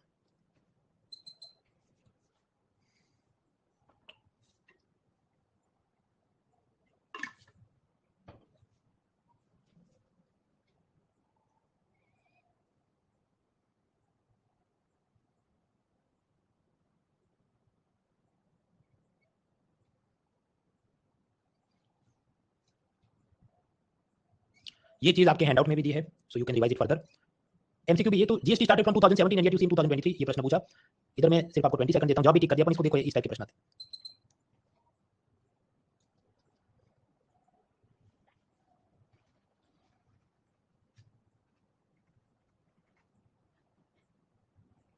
तो ठीक है कि पेट्रोलियम वाले टैक्सेस वो जीएसटी अभी भी उस पे जारी है, क्योंकि इधर है ना भाई, पेट्रोल पे अभी भी जीएसटी की बाहर की वो चीज एक्साइज वगैरह चालू है, they are not subsumed in GST, they are subjected to separate taxes other than GST. प्रश्न ये जो सीरियस एग्जाम है, ये तो आर्मी ऑफिसर को रिक्रूट करने हैं ना, तो वहां तो बंदूक मिसाइल तोप का पूछना, जीएसटी का क्या उपयोग है आर्मी ऑफिसर को। इन कॉम्पिटिटिव एग्जाम वो जो आपको पूछते हैं वो ज्ञान का रियल जॉब में क्या उपयोग है, तो उसके लिए नहीं पूछते, वो सिर्फ ये देख रहे हैं कि आपका इंटेंट है कि नहीं। If you are serious about the exam then you will come and prepared, क्योंकि अल्टीमेटली तो पिरामिड है ना, अब उसने पूरे इंडिया से मान लीजिए जो भी 1000 लोगों को ऑफिसर बनाना है, तो कैसे चेक करें, ये पूछेगा, नहीं तो मैथ्स पूछेगा, नहीं तो रीजनिंग पूछेगा, या कुछ और पूछेगा, what exactly is it helpful. मान लीजिए बुकर प्राइज इस नॉलेज को नहीं मिलके उसको मिला तो अपनी दुनिया में क्या लुट जाता, कुछ नहीं। पर वो ये चेक करे तुम क्या सच में सीरियस हो ये जॉब के लिए, अगर तुम सीरियस हो तो तुम पढ़ के आओगे तो मैं तुमको नौकरी दूंगा, तो आपको नौकरी चाहिए तो तैयार करना है। हमने अब तक अलग अलग बहुत सारे डायरेक्ट और इनडायरेक्ट टैक्सेस देखे। 2023 बजट का ये प्रोजेक्शन है कि 1 अप्रैल 2023 से 31 मार्च 2024 तक हमें जीएसटी में से 9.56 लाख करोड़ रुपीस की इनकम होगी, जो कि बाकी सब टैक्सेस के मुकाबले हाईएस्ट है। दूसरे नंबर पर कॉर्पोरेशन टैक्स जो कि डायरेक्ट टैक्स है, जो कि कंपनियों के प्रॉफिट पे लगता है, उसमें करीब 9.22 लाख करोड़ रुपीस। तीसरे नंबर पर इनकम टैक्स जो इंसानों की इनकम पे लगता है, उसमें से 9 लाख करोड़। चौथे नंबर पर एक्साइज ड्यूटी जो पेट्रोल डीजल वगैरह पे लगती है, 5 हाइड्रोकार्बन प्रोडक्ट्स, उसमें 3.39 लाख करोड़ रुपीस। और पांचवें नंबर पे कस्टम ड्यूटी जो इंपोर्ट एक्सपोर्ट पे लगती है, उसमें 2.33 lakh crore rupees. Absolute numbers are not important, पण ascending descending order is important. मतलब सबसे ज्यादा कौन से टैक्स में इनकम होगी, सबसे कम किस में होगी। एसएससी के पेपर उठा लो, स्टेट सर्विस एग्जाम के उठा लो, ये सीरीज वगैरह के उठा लो, regularly they will ask this question. जो 2-3 अटेम्प्ट देके बैठा है वो ये रट के जाएगा जब वो ऐसे एग्जाम्स की तैयारी करता है, आप नहीं करके जाएंगे, you will fail and they will pass, तो याद रखना है। तो हमने देखी यूनियन के कौन से टैक्सेस जीएसटी आने से खत्म हो गए और कौन से कंटिन्यू है। उसी तरह से स्टेट के कौन से टैक्स जीएसटी आने पे बंद हो गए, चालू हैं, वो देखते हैं, उसके बाद एक ब्रेक लेते हैं। So which of the state taxes are replaced या एबॉलिश्ड या सब्स्यूम्ड अंडर एसजीएसटी, जीएसटी आने से राज्य सरकार के कौन से कर विलीन हो गए। तो इधर भी वही बात है भाई, देवगन को जो पसंद है वो सब बच गया है। देवगन को इनकम टैक्स की रेट मानना पसंद है। So rate is income tax is direct tax, तो स्टेट के भी तो डायरेक्ट टैक्स होंगे ना, लैंड रेवेन्यू है, प्रॉपर्टी टैक्स है। ऐसे जो direct taxes of the state government है, टैक्स ऑन एग्रीकल्चर इनकम है, they are continued despite GST, they are continued, वो चालू है। देन देवगन को बाइक चलाना पसंद है जिसमें पेट्रोल चाहिए, तो पेट्रोल पे स्टेट का लगता है वैल्यू एडेड टैक्स। और 5 हाइड्रोकार्बन जो भी petrol, diesel, aviation, turbine, natural gas, crude oil, सब पे वैट इज देयर, जीएसटी आने से वैट बंद नहीं हुआ है। तीसरा, Devgan likes to drink liquor, तो लिकर पे मैंने आपको बताया स्टेट एक्साइज ड्यूटी और वैट लगता है, तो वो चालू है, जीएसटी आने से वो रिप्लेस नहीं हुआ। फिर कुछ स्पेशल केसेस, इलेक्ट्रिसिटी पर only state government will demand tax, जिसका नाम है इलेक्ट्रिसिटी ड्यूटी, तो वो चालू है, जीएसटी आने से वो बंद नहीं हुआ। जब आप कार खरीदते हैं, कार पर जीएसटी लगता है, करेक्ट, प्लस एक और टैक्स लगता है जिसका नाम है रोड टैक्स, तो दैट इज आल्सो कंटिन्यूड, वो अभी भी चालू है। तो यानी जो रेड कलर में मैंने मार्क किया वो ऐसे टैक्स है still levied, they are not subsumed और रिमूव्ड बिकॉज़ ऑफ जीएसटी। बाकी जो ग्रीन कलर के टैक्स हैं वो खत्म हो गए, उसकी जगह लगता है GST. For example, vehicle, boat, animal के ऊपर स्टेट गवर्नमेंट मांगते थे परचेज टैक्स, जब उसका व्हीकल या एनिमल को बाय करो, अब वो बंद हो गया, उसकी जगह क्या लगता है, एसजीएसटी। ये क्या है, होर्डिंग, मतलब जो दीवार पे बिल्डिंग पे लगता है ऐसा होर्डिंग बैनर, उस पे स्टेट गवर्नमेंट एडवर्टाइजमेंट टैक्स मांगते थे, अब वो बंद हो गया, उसकी जगह लगता है एसजीएसटी। और सीजीएसटी भी लगता है, समझो they are not separate, they are one thing only, everything is subjected to two taxes, CGST and SGST. और अगर इंटर स्टेट है तो आईजीएसटी, जिसमें दोनों आगे। तो ऐसा नहीं कि एक्सक्लूसिवली इस पे स्टेट गवर्नमेंट मांगेगा, यूनियन नहीं मांगेगी, दोनों मांगेगी। So this will be CGST also and SGST also. एक जमाने में ऐसा था कि जब एक सिटी या दूसरी सिटी या एक स्टेट या दूसरे स्टेट में माल आता था, जाता था, उस पे स्टेट गवर्नमेंट मांगती थी एंट्री टैक्स या octroi for entry of goods in an area और इन अ सिटी। तो ये भी खत्म हो गया, अब तो क्या सिर्फ GST. So there is no entry tax और ऑक्ट्रॉय एनीमोर। लॉटरी गैम्बलिंग, उस पे पहले अलग से लॉटरी टैक्स, गैम्बलिंग टैक्स लगता था, वो खत्म, अब क्या लगता है, जीएसटी। सिनेमा में आप जाएं, थिएटर में एंटरटेनमेंट टैक्स, ये जो लाइव म्यूजिक कॉन्सर्ट होते हैं उसके अंदर टिकट के ऊपर एंटरटेनमेंट टैक्स, मनोरंजन कर, तो वो भी खत्म, उसकी जगह क्या लगता है, जीएसटी। फिर एक जमाने में ये सब 5 स्टार होटल, स्पा में लग्जरी टैक्स, विलासिता कर लगता था, वो भी खत्म, अब क्या लगता है, जीएसटी। एक जमाने में ये बिस्किट, आइसक्रीम वगैरह पे वैल्यू एडेड टैक्स लगता था स्टेट का, वो खत्म, अब क्या लगता है, जीएसटी। सो ग्रीन मतलब they are removed by, they are removed या replaced with SGST, and red मतलब वो रह गया, दे आर स्टिल कंटिन्यू, जो ऊपर दिया। और यहाँ पर हम कहें कि ये जो ग्रीन कलर के हैं तो एसजीएसटी लगता है, करेक्ट, प्लस सीजीएसटी भी लगता है, मतलब टोटल आईजीएसटी अगर इंटर स्टेट सप्लाई है तो ये सब आपके स्टेट के टैक्स हुए। यहाँ पर मैंने आपको बताया कि जो इलेक्ट्रिसिटी है उस पर स्टेट इलेक्ट्रिसिटी ड्यूटी लगती है, यूनियन की कोई एक्साइज नहीं लगती, कोई जीएसटी नहीं लगती। नीति आयोग, जिसके बारे में हम लोग पिलर 4 में समझेंगे, नीति आयोग ये बोल रहा है कि भाई ये पेट्रोल, डीजल, इलेक्ट्रिसिटी जिसको आपने जीएसटी सिस्टम से बाहर रखा है, कुछ पे एक्साइज लगाते हो, वेट लगाते हो, इलेक्ट्रिसिटी पे इलेक्ट्रिसिटी ड्यूटी लगाते हो, ये सब गलत है, ये सब बंद करो। और इन सब पे सिर्फ और सिर्फ जीएसटी लगना चाहिए, petrol, diesel and electricity should be subjected to GST only, no other taxes. अब ऐसा करेंगे तो आप समझो स्टेट वाले क्या कहेंगे कि हमारा लॉस हो जाएगा, हमको तो इलेक्ट्रिसिटी ड्यूटी मिलती थी। तो राज्यों को जो नुकसान हो उसके लिए उनको 6 साल मुआवजा मिले, there should be 6 year compensation formula for states, but let us stop this previous taxes, let us have only single tax, that is GST.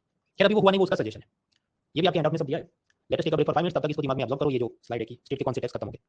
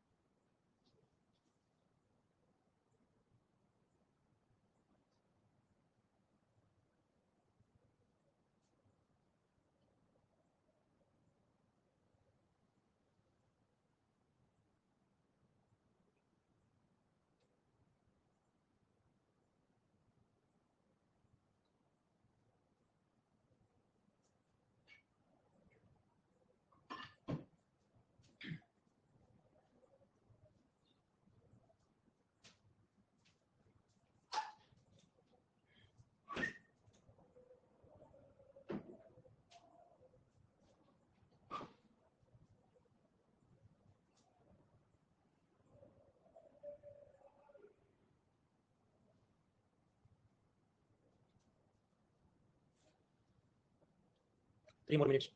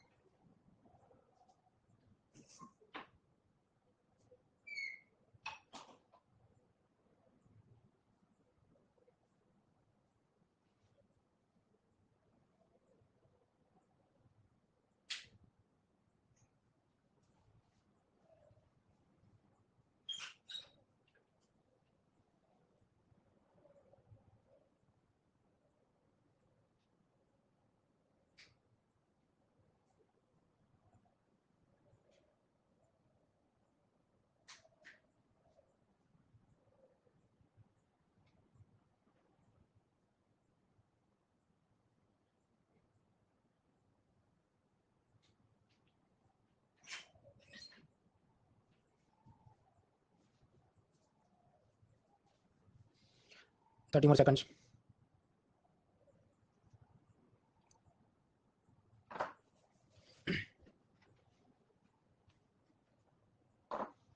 Right friends, आगे बढ़ने से पहले voting line can see make any देख सकते हैं, सुन सकते हैं, to में वोट करें। Vishal, Bino, Tejasvi, Akbar, Nufan, Dwiti, Shivangi, Jatin, Piyu, Nandan, Tejasvi, move forward. This thing is given in your handout, तो चिंता करने की जरूरत नहीं। ग्रीन वाले हैं वो रिप्लेस हो गए, रेड वाले जो हैं वो। नाउ अभी कुछ लोग ये इतना सब लंबा लंबा क्यों करना है? आप समझो, अगर आप मिडाइवल इंडिया, मध्यकालीन भारत तैयार करने बैठे तो कितने राजा हैं, कितने सब उन्होंने किले बनाए, कितने युद्ध हुए, उसके जितने पेज करने हैं उससे तो कम ही है ये। So suppose one question is going to come from there and one question is going to come from GST, then it is more easy या मोर लाइकली कि आप जीएसटी वाला क्वेश्चन सॉल्व कर पाओगे, मिडाइवल वाला करना मुश्किल है। हाँ, तो मेहनत, you have to choose your battles wisely. ये कुछ कहावत थी कि मेरे जो बख्तर है, my armour has very few scratches because I choose my wars wisely. मेरे पास बख्तर हो लेकिन मैं युद्ध सोच समझ के करने जाऊं कि जहां मुझे गांव होने वाला, मेरा ये जो डाल है बख्तर है वो टूट जाए, ऐसे युद्ध में नहीं जाऊं, तो then I can protect myself. ऐसी चीज है, या तो वो करो नहीं तो ये करो। ये करोगे तो ये थोड़ा आसान है। ये तो अवेंजर की लास्ट मूवी में वो थैनोस हथौड़ा मार मार के उसका शील्ड तोड़ देता है कैप्टन अमेरिका, कैसा हो जाए। नाउ नेक्स्ट सेगमेंट कि अलग अलग गुड्स एंड सर्विसेज पर कितने कितने जीएसटी लगते हैं। 0 लगता है, 5 लगता है, 12 लगता है, 18 लगता है, 28 लगता है, क्या लगता है? तो सबसे पहले हम बात करें सर्विसेज की। सर्विसेज में कुछ सर्विस ऐसी हैं जिसपे 0% है या नील रेटेड है या एग्जाम्प्ट है। अब आप जानते हैं कि ये तीनों टर्म का मतलब डिफरेंट होता है कि उसमें इनपुट टैक्स क्रेडिट लगता है, नहीं लगता है, बट वो सब चार्टर्ड अकाउंटेंट काम समझने नहीं बैठेंगे। यहाँ हम सिर्फ इतना समझेंगे एमसीक्यू के लिए, क्योंकि दीज आर द थिंग्स जिन पे 0% जीएसटी है या जिन पे नहीं लगता या कुछ बात है। फॉर एग्जाम्पल, जब आप एक आरटीआई एप्लीकेशन फाइल करते हैं, आरटीआई क्या, राइट टू इन्फॉर्मेशन एक्ट, कि आपको सपोज अपना मार्कशीट चाहिए, कट ऑफ चाहिए, कुछ इन्फॉर्मेशन चाहिए गवर्नमेंट से, तो सपोज उसमें आपको फी भरनी पड़े 10 रुपीज, तो क्या उस पर कोई जीएसटी है? तो जवाब जीएसटी है, जीरो, वो नहीं लगता है। आप कहें क्या उसका मतलब मुझे इनपुट टैक्स क्रेडिट मिलेगा वगैरह? नहीं मिलेगा, पर वो सब में हम चार्टर्ड अकाउंटेंट बनने नहीं जाए। तो RTI application is one type of service provided by government. जैसे union government, state government, local body, constitutional bodies जो भी सर्विस प्रोवाइड करे उस पर क्या जीएसटी? तो नहीं है, यहाँ पे जीरो है। अब यूपीएससी का फॉर्म भरो, मान लीजिए उसमें 100 रुपये फी है, तो 100 रुपये फी है, उस पर फिर जीएसटी नहीं है। सिमिलरली डिपार्टमेंट ऑफ पोस्ट, उसमें आप नॉर्मल एनवेलप खरीदो मान लीजिए 5 रुपये का, तो उस पर कोई जीएसटी नहीं। पर आप कोई प्रीमियम सर्विस लो, जैसे स्पीड पोस्ट में भेजना है, तो उसके मान 25 रुपये हो, हाँ, तो उस पर जीएसटी हो सकता है। सिमिलरली रेलवे, रेलवे में आप नॉर्मल टिकट लो तो जीएसटी नहीं है, पर आप premium service like first class AC, Vande Bharat का बेस्ट कोच वाला आप ले लो, तो उस पर जीएसटी हो सकता है। So normal railway ticket nothing, premium service like first class AC, yes there is GST. ESIC, EPFO वगैरह जो भी सब्सक्राइबर से फीस कलेक्ट करते हैं उस पर कोई जीएसटी नहीं है। Religious charitable activity, cooperative society, public library, public toilet, crematorium, burial grounds, इस पे कोई जीएसटी, मतलब पब्लिक लाइब्रेरी की मेंबरशिप फी हमारी 100 रुपये, तो बस 100 रुपये, उस पर जीएसटी नहीं। आरबीआई, सेबी और ऐसे जो फाइनेंशियल रेगुलेटर है, अगर वो कोई सर्विस प्रोवाइड करते हैं तो उस पर फीस लगती है, but no GST. For example, मान लीजिए आरबीआई नीचे आईसीआईसीआई वगैरह को नेफ्ट की सर्विस प्रोवाइड करता है। एक जमाने में क्या होता था कि नेफ्ट एंड आरटीजीएस, जनता मान लीजिए 10,000 ट्रांसफर करना चाहे तो उस पर फीस लगती थी, यस, और वो फी के ऊपर सीजीएसटी, आईजीएसटी वगैरह लगता था। उसके ऊपर आप जाओ तो आरबीआई नेफ्ट और आरटीजीएस की सर्विस बैंकों को दे रही है, तो आरबीआई भी उनसे फीस तो चार्ज करती है, पर उस पर कोई जीएसटी नहीं लगेगा, ऐसा ये बोलना चाहता है। So service provided by RBI, suppose RBI इनको नेफ्ट सर्विस दे रही है, तो उस पर क्या वो शायद फी लेती होगी, हाँ लेती होगी, पर जीएसटी कितना है? जब zero GST. Then services by bank NBFC for government sponsor schemes, जैसे प्रधानमंत्री जन धन योजना, सुरक्षा बीमा योजना, अटल पेंशन योजना, ये सब के अंदर आप प्रीमियम भर रहे हैं, उसमें कुछ वो बैंकों की फीस होती है जो असल में आपको दिखती नहीं, तो क्या वो फीस के ऊपर जीएसटी? जवाब है कोई जीएसटी नहीं। एजुकेशनल सर्विस जैसे नॉर्मल स्कूल कॉलेज फी पे कोई जीएसटी नहीं। कोचिंग सर्विस उस पर जीएसटी है, क्योंकि वो कमर्शियल सर्विस हुई, वो मतलब ट्रेडिशनल स्कूल वाली बात उसमें नहीं है। सो नॉट ऑन कोचिंग, मतलब एजुकेशनल सर्विस पे zero GST, but coaching institute there is GST, कितना? 18%। उसी तरह स्पोर्ट आर्ट कल्चर वगैरह के क्लब हो, उसकी मेंबरशिप फी, उस पे जीएसटी नहीं, subject to some term condition, कि मान लीजिए 1000 रुपये से कम फी है तो नो जीएसटी, उससे ज्यादा है तो जीएसटी में भी देर वगैरह। लंबी चौड़ी लिस्ट हैंड आउट में सुकून से देखना। आप कोई भी सर्विस को एक्सपोर्ट करो आउटसाइड इंडिया तो उस पर जीरो जीएसटी, और आपको इनपुट टैक्स क्रेडिट भी उस पर मिलेगा, मतलब उसको हम कहते हैं जीरो रेटेड एक्सपोर्ट, जैसा मैंने आपको 2 ब्रेक से पहले इन्फोसिस के केस में समझाया था। अब उसके अलावा वाली जितनी चीज बची सर्विसेज की हम बात करें, तो मैंने आपको बताया जैसे लाइब्रेरी पे zero GST, department of post पे zero GST for normal post, ये हमने समझा। फिर कुछ सर्विस जैसे प्लम्बिंग सर्विस, उस पे 5% जीएसटी, फिर कुछ सर्विस होगी उसमें 10%, कोचिंग सर्विस मैंने आपको बताया 18% जीएसटी, और एकदम हाईएस्ट जाओ 28% जीएसटी, ये बैटिंग, गैम्बलिंग, जुआ खेलना, कैसीनो टाइप की चीज हो, ऑनलाइन गेमिंग एप्स हो, उन पे हाईएस्ट जीएसटी 28%। लंबी चौड़ी लिस्ट है, उसमें नोटेबल एग्जांपल जो एमसीक्यू के लिए थोड़ी समझो वो सब आपके हैंडआउट में दिए, तो refer to handout for more examples. अभी आजकल न्यूज़पेपर कॉलम आप देखो तो हर कुछ दिनों बाद नहीं नहीं ये तो सब ऑनलाइन गेमिंग एप्स वाले बहुत गरीब हैं, इन पे टैक्स नहीं लगना चाहिए, continuously that things appear in the news, तो वो क्या पूरा कंट्रोवर्सी है उसको एक बार में खत्म करते हैं। ये जो ऑनलाइन गेम्स होते हैं दो जात के होते हैं, ऑनलाइन चेस, ऑनलाइन ये जो भी बिलियर्ड्स या स्नूकर या जो भी, ये सब क्या गेम ऑफ स्किल है। मतलब मैं खेलूं और सामने विश्वनाथ आनंद या मैग्नस कार्लसन है तो चेस वही जीतेगा, ऑनलाइन खेलो ऑफलाइन खेलो वो स्किल की बात है। On the other hand there could be some games like ये लॉटरी है, ये रूलेट है, मतलब इसमें आप दाव लगाओ और ये आपका जो बॉल है वो कौन से नंबर पे जाएगा, ऐसा सब वो जैकपॉट वगैरह 7 आंकड़े का आपका नंबर है, तो ये सब में कोई स्किल नहीं है, इट इज जस्ट लक और chance, it is a game of luck और चांस। जीएसटी काउंसिल ने डिसाइड किया कि चाहे कोई भी ऑनलाइन गेम हो, ऐसी हो कि ऐसी हो, मान लीजिए उसमें ज्वाइनिंग फी हो 100 रुपये, तो वो फी के ऊपर 28% जीएसटी लगेगा on both type of online games, doesn't matter skill है कि लक है। स्वाभाविक है ऑनलाइन गेमिंग इंडस्ट्री वालों को मजा नहीं आएगा। वो लोग क्या कहते हैं कि रमी, पोकर, ब्लैक जैक ये सब कार्ड गेम्स हैं, फैंटेसी क्रिकेट या ड्रीम 11 वगैरह वो सब गेम ऑफ स्किल है, मतलब वो जुआ नहीं है, वो तो मतलब आपके कौशल पे है, इसलिए उन पे टैक्स कम मारो 18%, ये तो खराब चीज नहीं है, ये तो बहुत अच्छी चीज है, समाज सेवा करें, देश सेवा करें हम लोग। तो जीएसटी काउंसिल ने भाई तुम रहो अपने घर, 28% GST will be applicable on all type of online games. So this their demand is rejected. तो कभी अब वो कोर्ट में भी जाते हैं अलग अलग टाइम में, कभी गुजरात हाई कोर्ट में केस चला है, कभी दिल्ली हाई कोर्ट में केस चला है, सुप्रीम कोर्ट में, हर जगह वो हार भी गए, तो इसका मतलब क्या जवाब है? ये जवाब है एमसीक्यू में याद रखना है कि GST does not differentiate between game of luck end game of skill, GST demands 28% on both of them. दूसरी इनके ये जो लीगल केसेस है इसके कंटेक्स्ट में एक टर्म चर्चा में रहती है एक्शनेबल क्लेम्स। क्लेम मतलब दावा, एक्शनेबल मतलब जिस पे अमल हो सके। बैंक ने आपको जो लोन दिया है तो बैंक का एक्शनेबल क्लेम है कि वो आपसे पैसा वापस मांग सकता है। क्रेडिट कार्ड आपको दिया है, आपने पैसा स्पेंड किया, बैंक आपसे पैसा रिटर्न मांग सकता है। इंश्योरेंस पॉलिसी, इस बार क्लेम आपका है कि आपके सपोज जो भी पेरेंट या लव्ड वंस मर गए और आपने इंश्योरेंस लिया था, तब आप मांग सकते हैं एलआईसी को कि तुम मुझे पैसा वापस करो। अनपेड इनवॉइसेस, जैसे कोई स्मॉल इंडस्ट्री ने रिलायंस को माल सप्लाई किया, इनवॉइस अभी पे नहीं हुआ, तो वो स्मॉल इंडस्ट्री वाला मुकेश अंबानी से मांग सकते हैं पैसा वापस। उसी तरह रेंट, आप मकान में रहते हैं, आपका मकान मालिक आपसे पैसा मांग सकता है।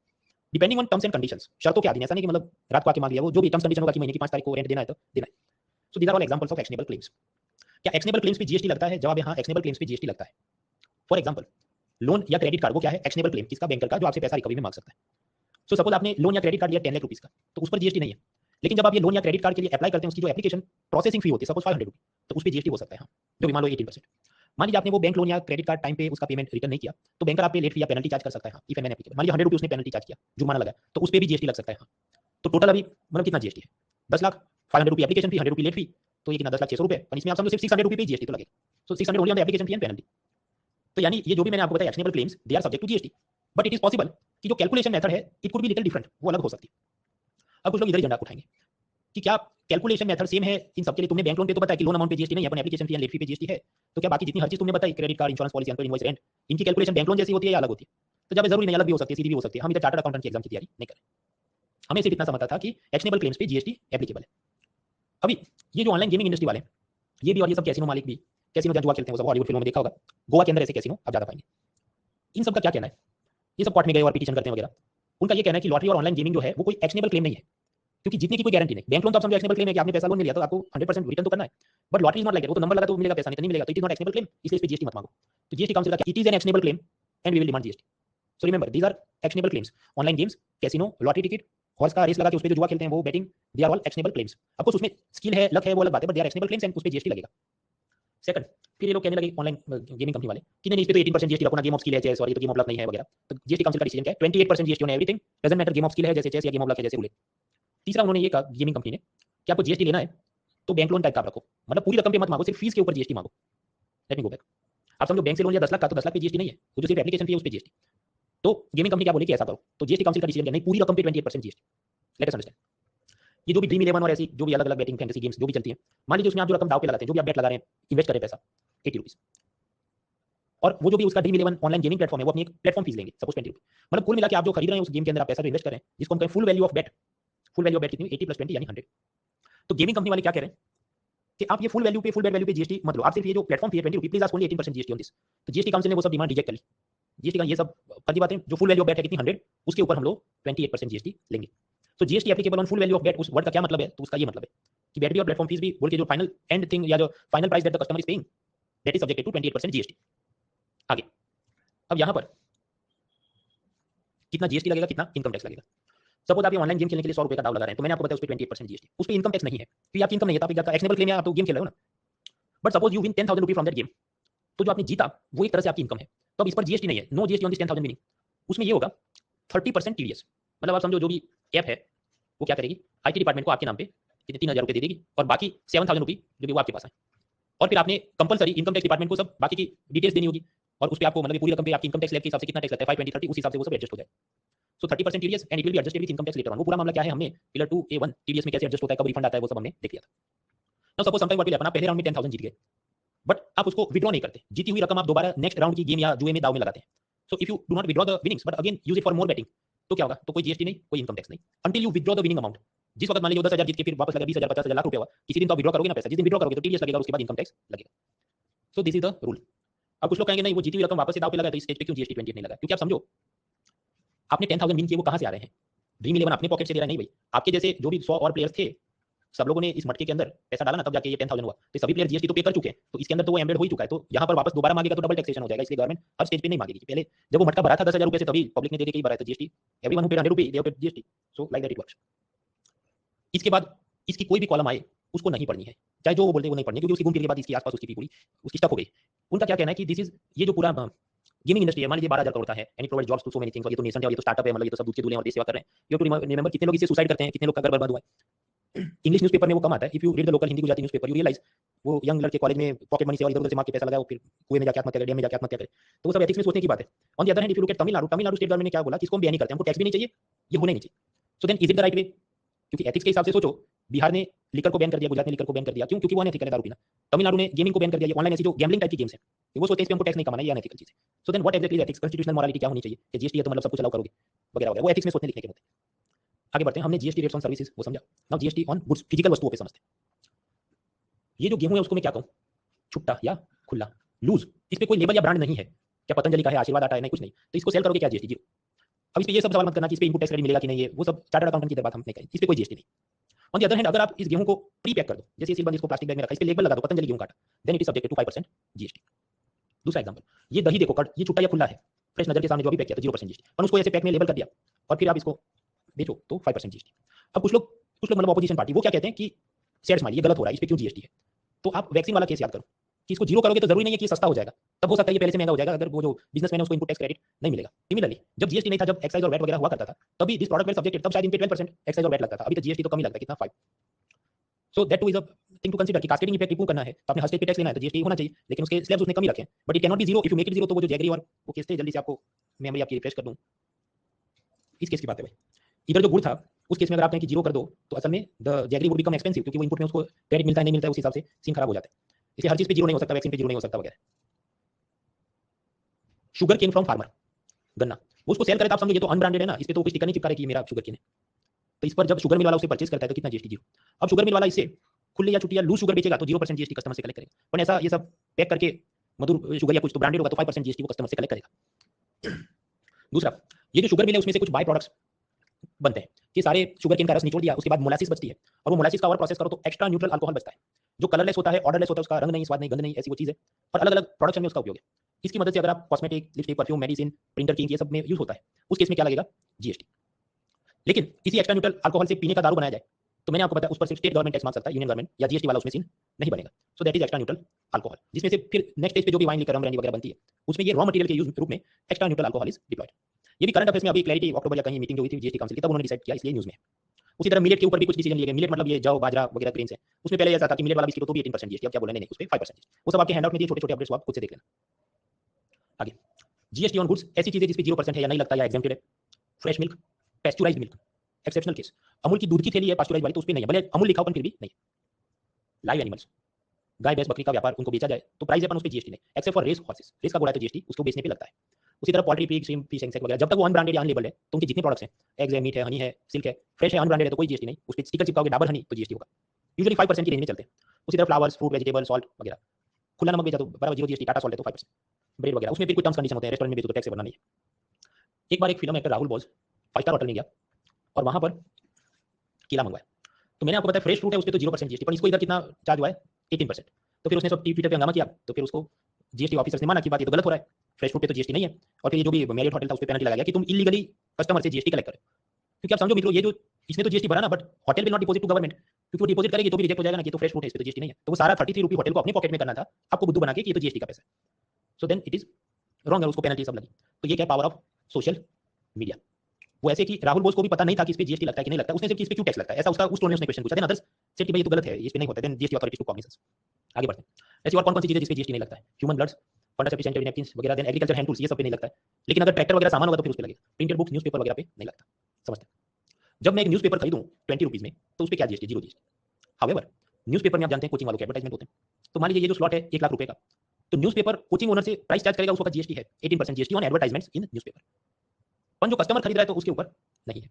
आप कहें यहाँ तो बहुत सारा इन्वर्टेड टैक्स वाला कलेक्शन हो जाए, ये तो इन्वर्टेड ड्यूटी वाला हो गया कि उल्टा हो गया या क्या है, करो सिर्फ इतना समझना है जो हमने समझ लिया।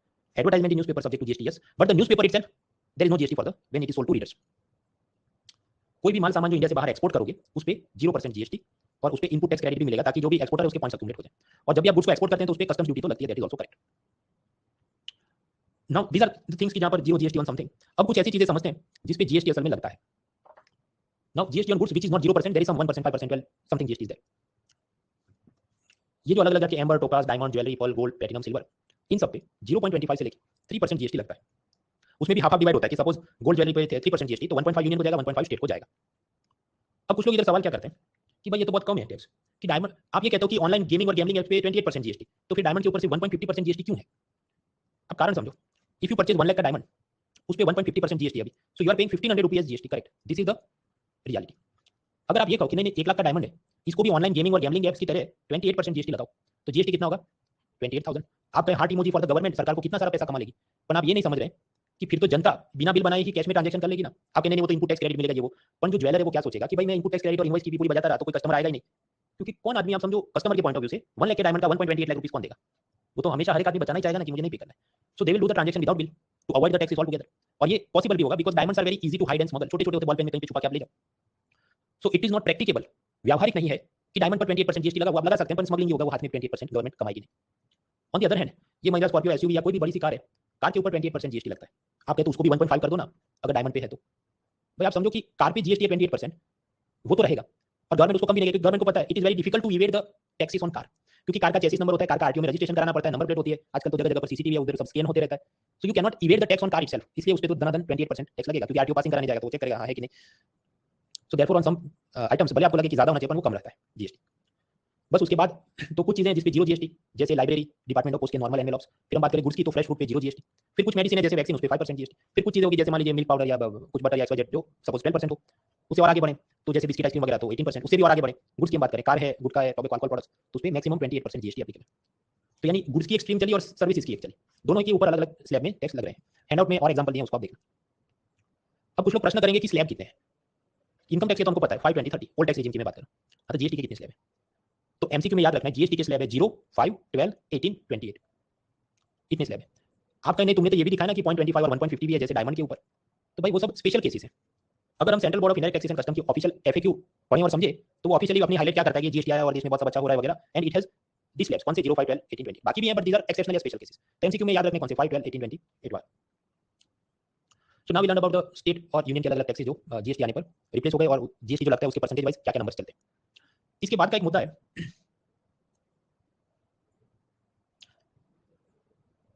हम अभी ये करते हैं कि एक दो छोटे मुद्दे ही समझते हैं, उसके बाद बाकी के बड़ा एक टॉपिक है compensation to states, but it is a long topic, so what we will do, we will finish some small topics और बाकी जितना बचता है वो कल आगे कंटिन्यूएशन में देखेंगे। तो अभी देखिए जीएसटी का जो कोर चीज समझनी थी वो हम ज्यादातर खत्म कर लिया। अब बहुत सारे मिसलेनियस कांसेप्ट आएंगे, कंपोजिशन स्कीम क्या, रिवर्स चार्ज क्या, ई वे बिल क्या, ई इनवॉइस क्या, कॉम्पेंसेशन क्या, प्रॉफिट शेयरिंग क्या होता है, एडवांस रूलिंग अथॉरिटी क्या, जीएसटी पोर्टल क्या है, एसएससी और एसएसएन कोड क्या होते हैं, जीएसटी नेटवर्क का मालिक कौन है वगैरह। So many small small topics are there. बड़ा टॉपिक इसमें सिर्फ एक ही बचता है, जीएसटी का compensation, which we will study tomorrow, but small topics एक दो आज खत्म करते हैं। जीएसटी की कॉम्पोजिशन स्कीम एक लाइन में याद रखना है, it is for giving relief to small traders. अब समझो नॉर्मली जीएसटी में क्या है कि जो बड़ा इंडस्ट्रियलिस्ट है उसने माल सेल किया और जीएसटी कलेक्ट कर रहा है, तो every month suppose every month 20-20 तारीख को उसने सारा जीएसटी जितना कलेक्ट किया है लास्ट मंथ का वो गवर्नमेंट में डिपॉजिट करना है। So in the GST regular system the businessman will have to deposit GST every month. On the other hand ये जो स्मॉल ट्रेडर है, छोटा व्यापारी, उनको रिलीफ दिया गया कि तुमने 1 मंथ पे डिपॉजिट नहीं करना, 3 मंथ पे करना, सो डिपॉजिट जीएसटी एवरी 3 मंथ्स। तो ये जो चीज है उसको हम क्या कहेंगे, कॉम्पोजिशन स्कीम। अब उनको ये जो लाभ दिया तो उसमें भी टर्म्स कंडीशन होती है कि इनपुट टैक्स क्रेडिट मिलेगा नहीं मिलेगा, वो सब हम चार्टर्ड अकाउंटेंट वाला समझने नहीं बैठेंगे, वन लाइन में याद रखना है, GST composition scheme is for giving relief to small traders. Okay, then next is reverse charge. ये क्या है, नॉर्मली क्या होता है, आपने एक मोबाइल खरीदा तो आपने प्राइस प्लस जीएसटी सेलर को दिया और फिर ये सेलर की रिस्पांसिबिलिटी है कि जीएसटी वो गवर्नमेंट में डिपॉजिट करे, क्योंकि आप समझो जीएसटी कैसा है, ऐसा इनडायरेक्ट टैक्स है, सो डायरेक्टली आपको देना नहीं, तो you give it to seller and then seller will deposit it to government. But now sometimes what will happen, suppose एक रेस का घोड़ा है, अब यहाँ पर जो बायर है वो कोई रेस हॉर्स क्लब का मालिक है, सो वो तो उसकी तो आगे भी इनकम होगी ना, हॉर्स रेसिंग पे वो तो जुआ खिलवाता होगा, 28% जीएसटी वगैरह तो वो तो अलग ही पार्टी है। But when he is buying the race horse for his club from a farmer, तब समझो फार्मर ने तो जीएसटी में रजिस्टर नहीं किया होगा, क्योंकि जीएसटी के अपने रूल्स होते हैं, इतने लाख रुपए का टर्नओवर और ये वाले टर्म्स कंडीशन, तो आपको जीएसटी में ऑनलाइन पोर्टल पे रजिस्टर करने दे। So farmer who is a seller he has not registered with the GST portal. अब इस केस में क्या है कि जो बायर है, ये भाई साहब buyer has to deposit the GST to government, और ये पूरी प्रोसेस है उसको हम क्या कहते हैं, रिवर्स चार्ज मैकेनिज्म। कुछ लोग क्लिक नहीं होगा कि तुम ये क्या बोल रहे हो, let me take you back. मैं आपको बता रहा था कि बहुत सारी चीजों पर देयर इज जीरो जीएसटी, जैसे poultry, pigs, shrimp fish, live animals except race horses. तो रेस का घोड़ा बाय करोगे उस पे जीएसटी लगेगा, और अब जीएसटी लगेगा और आपको कि ऐसे लगेगा कि फार्मर ने जाके आपने फार्मर से हॉर्स खरीदा और फिर फार्मर जीएसटी डिपॉजिट करने नहीं जाएगा, because he is not registered in the GST portal. उसका क्या कारण है, उसमें रूल्स होते हैं कि मान लीजिए हर साल आपकी 40 लाख रुपीस की इनकम हो तो आपको रजिस्टर करने देगा जीएसटी पोर्टल, उसकी कुछ ऐसी रिस्ट्रिक्शंस है। So therefore seller is not registered with GST. तो जो बायर है, जो खुद एक जीएसटी पेयर है, because he is running some race club and वो वहां पर उसका सब रेस का घोड़ा का गेमिंग और गैम्बलिंग कराता है, देन बायर हैज टू पे GST on behalf of that farmer, और उस चीज को हम कहते हैं रिवर्स चार्ज मैकेनिज्म। नॉर्मली होता है बायर सेलर को पैसा देता और सेलर डिपॉजिट करता, यहाँ क्योंकि बायर सेलर को पैसा दे पर सेलर जीएसटी डिपॉजिट नहीं करेगा, इसलिए बायर उसको जीएसटी नहीं देगा, बायर डायरेक्टली जाके गवर्नमेंट में जीएसटी डिपॉजिट करे। सो that is reverse charge mechanism. अभी दो छोटे टॉपिक पढ़ते हैं फिर इसको खत्म करते हैं, क्योंकि इसके बाद का मुद्दा वो काफी लंबा है, तो will do it tomorrow. Two simple topics, e way bill and e invoice. E way bill, way मतलब क्या, रास्ता। तब कोई एक transport, truck, cargo, shipping, aeroplane company हो जैसे फेडेक्स या डीएचएल वगैरह, जो भी जो कार्गो बेचते हैं, अगर वो कोई भी ऐसा सामान जिसकी वैल्यू 50,000 रुपये उससे ज्यादा है उसको वो बेच रहे हैं, उसमें भी लिमिट्स होते हैं, मान लीजिए 8 किलोमीटर से ज्यादा डिस्टेंस है या 75 किलोमीटर से, वो सब में हम नहीं जा रहे हैं। कुल मिलाकर बात यह है कि ऐसी जो भी कुरियर कार्गो कंपनी है, उन्होंने GST and goods and services tax network के पोर्टल पे या उसके मोबाइल ऐप पे जाके एक बिल बनाना पड़ता है जिसको कहते हैं ई वे बिल।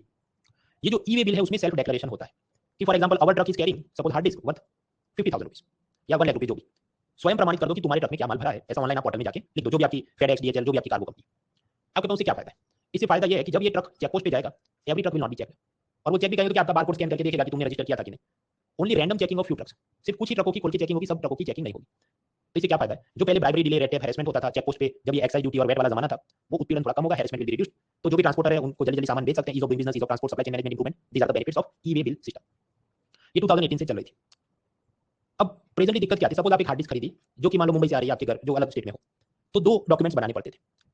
एक तो बिल या इनवॉइस जो बिक्री हुई है, कि जिसमें कस्टमर का नाम, क्या वस्तु थी आई, उसपे कितना जीएसटी प्राइस, ये एक बिल बना। और क्योंकि वो ट्रांसपोर्ट हो रहा है from one state to another, तो ई-वे बिल बनेगा if the transporting of goods is worth 50,000 रुपया मोर। तो क्या हार्ड डिस्क में तो इतना नहीं है, सपोज आपने बड़ा सा एलसीडी टीवी खरीदा जिसकी प्राइस हो 60,000, so then it is possible कि 2 कागज बनेंगे, one will be the bill and then there will be e way bill. तो जीएसटी काउंसिल ने सोचा इतने डबल डबल डॉक्यूमेंट क्यों चाहिए? तो फ्यूचर में वो क्या सोच रहे हैं, सिंगल चीज बने जिसका नाम हो ई इनवॉइस। ई इनवॉइस ऐसा होगा कि उसमें बिल भी आ जाएगा कि name of the customer, price, GST वगैरह, और उसमें जो कार्गो कंपनी ने ई बिल बनाना था, अगर वो one state to another transport कर रहा था, तो वो भी वाला इन्फॉर्मेशन उसी सिंगल पेज में आ जाए। So e invoice it will have both one and two inside it. GST council ने कुछ सोचा, सपोज कि 2022 से करते हैं, तो इधर भी क्या होगा, प्रेशर आएगा किसका, जो भी बड़े बिजनेसमैन है कि नहीं हमको पुराना सिस्टम में मजा आया, हमारा कंप्यूटर सॉफ्टवेयर अभी अपडेटेड नहीं है, तो उस चीज को डिले करते रहते, कुछ बार बोलेंगे ओके 500 करोड़ का सेल है उसको लगेगा, 100 करोड़ सेल है उस बिजनेसमैन को नहीं लगेगा। So that's keep on changing, उस सब पे बहुत दिमाग नहीं लगाना है, बेसिक फंडा जो समझना था हमने समझ लिया। So we are done with composition, reverse charge, e way bill, e invoice. इसके बाद के जो मुद्दे हैं उसमें कंपोजिशन ये क्या विल टेक मतलब 30 मिनट्स या ज्यादा भी हो सकता है, तो आज के लिए उसको रहने देते, कल इसको जारी रखेंगे। तो बाकी जितने छोटे छोटे टॉपिक्स हैं मैक्सिमम लाइक 40 मिनट्स, वो कल खत्म करते हैं। तो आगे का कार्यक्रम, ये जो हैंडआउट 2 है it will be over tomorrow maybe by 60 to 75 minutes या उससे कम में। उसके बाद हम लोग जाएंगे पिलर 2 भी, जहां पर ब्लैक मनी, 15 फाइनेंस कमीशन, ये सब समझना है। उसका हैंडआउट मैं कल शाम 7 बजे तक अपलोड करता हूं। और साथ ही मैंने बताया कि अभी पीडीएफ हाईलाइट वगैरह नहीं हो सकते, सॉफ्टवेयर में कुछ इशू है, तो उसको भी चेक करके क्या हो सकता है मैं कल कोशिश करता हूं।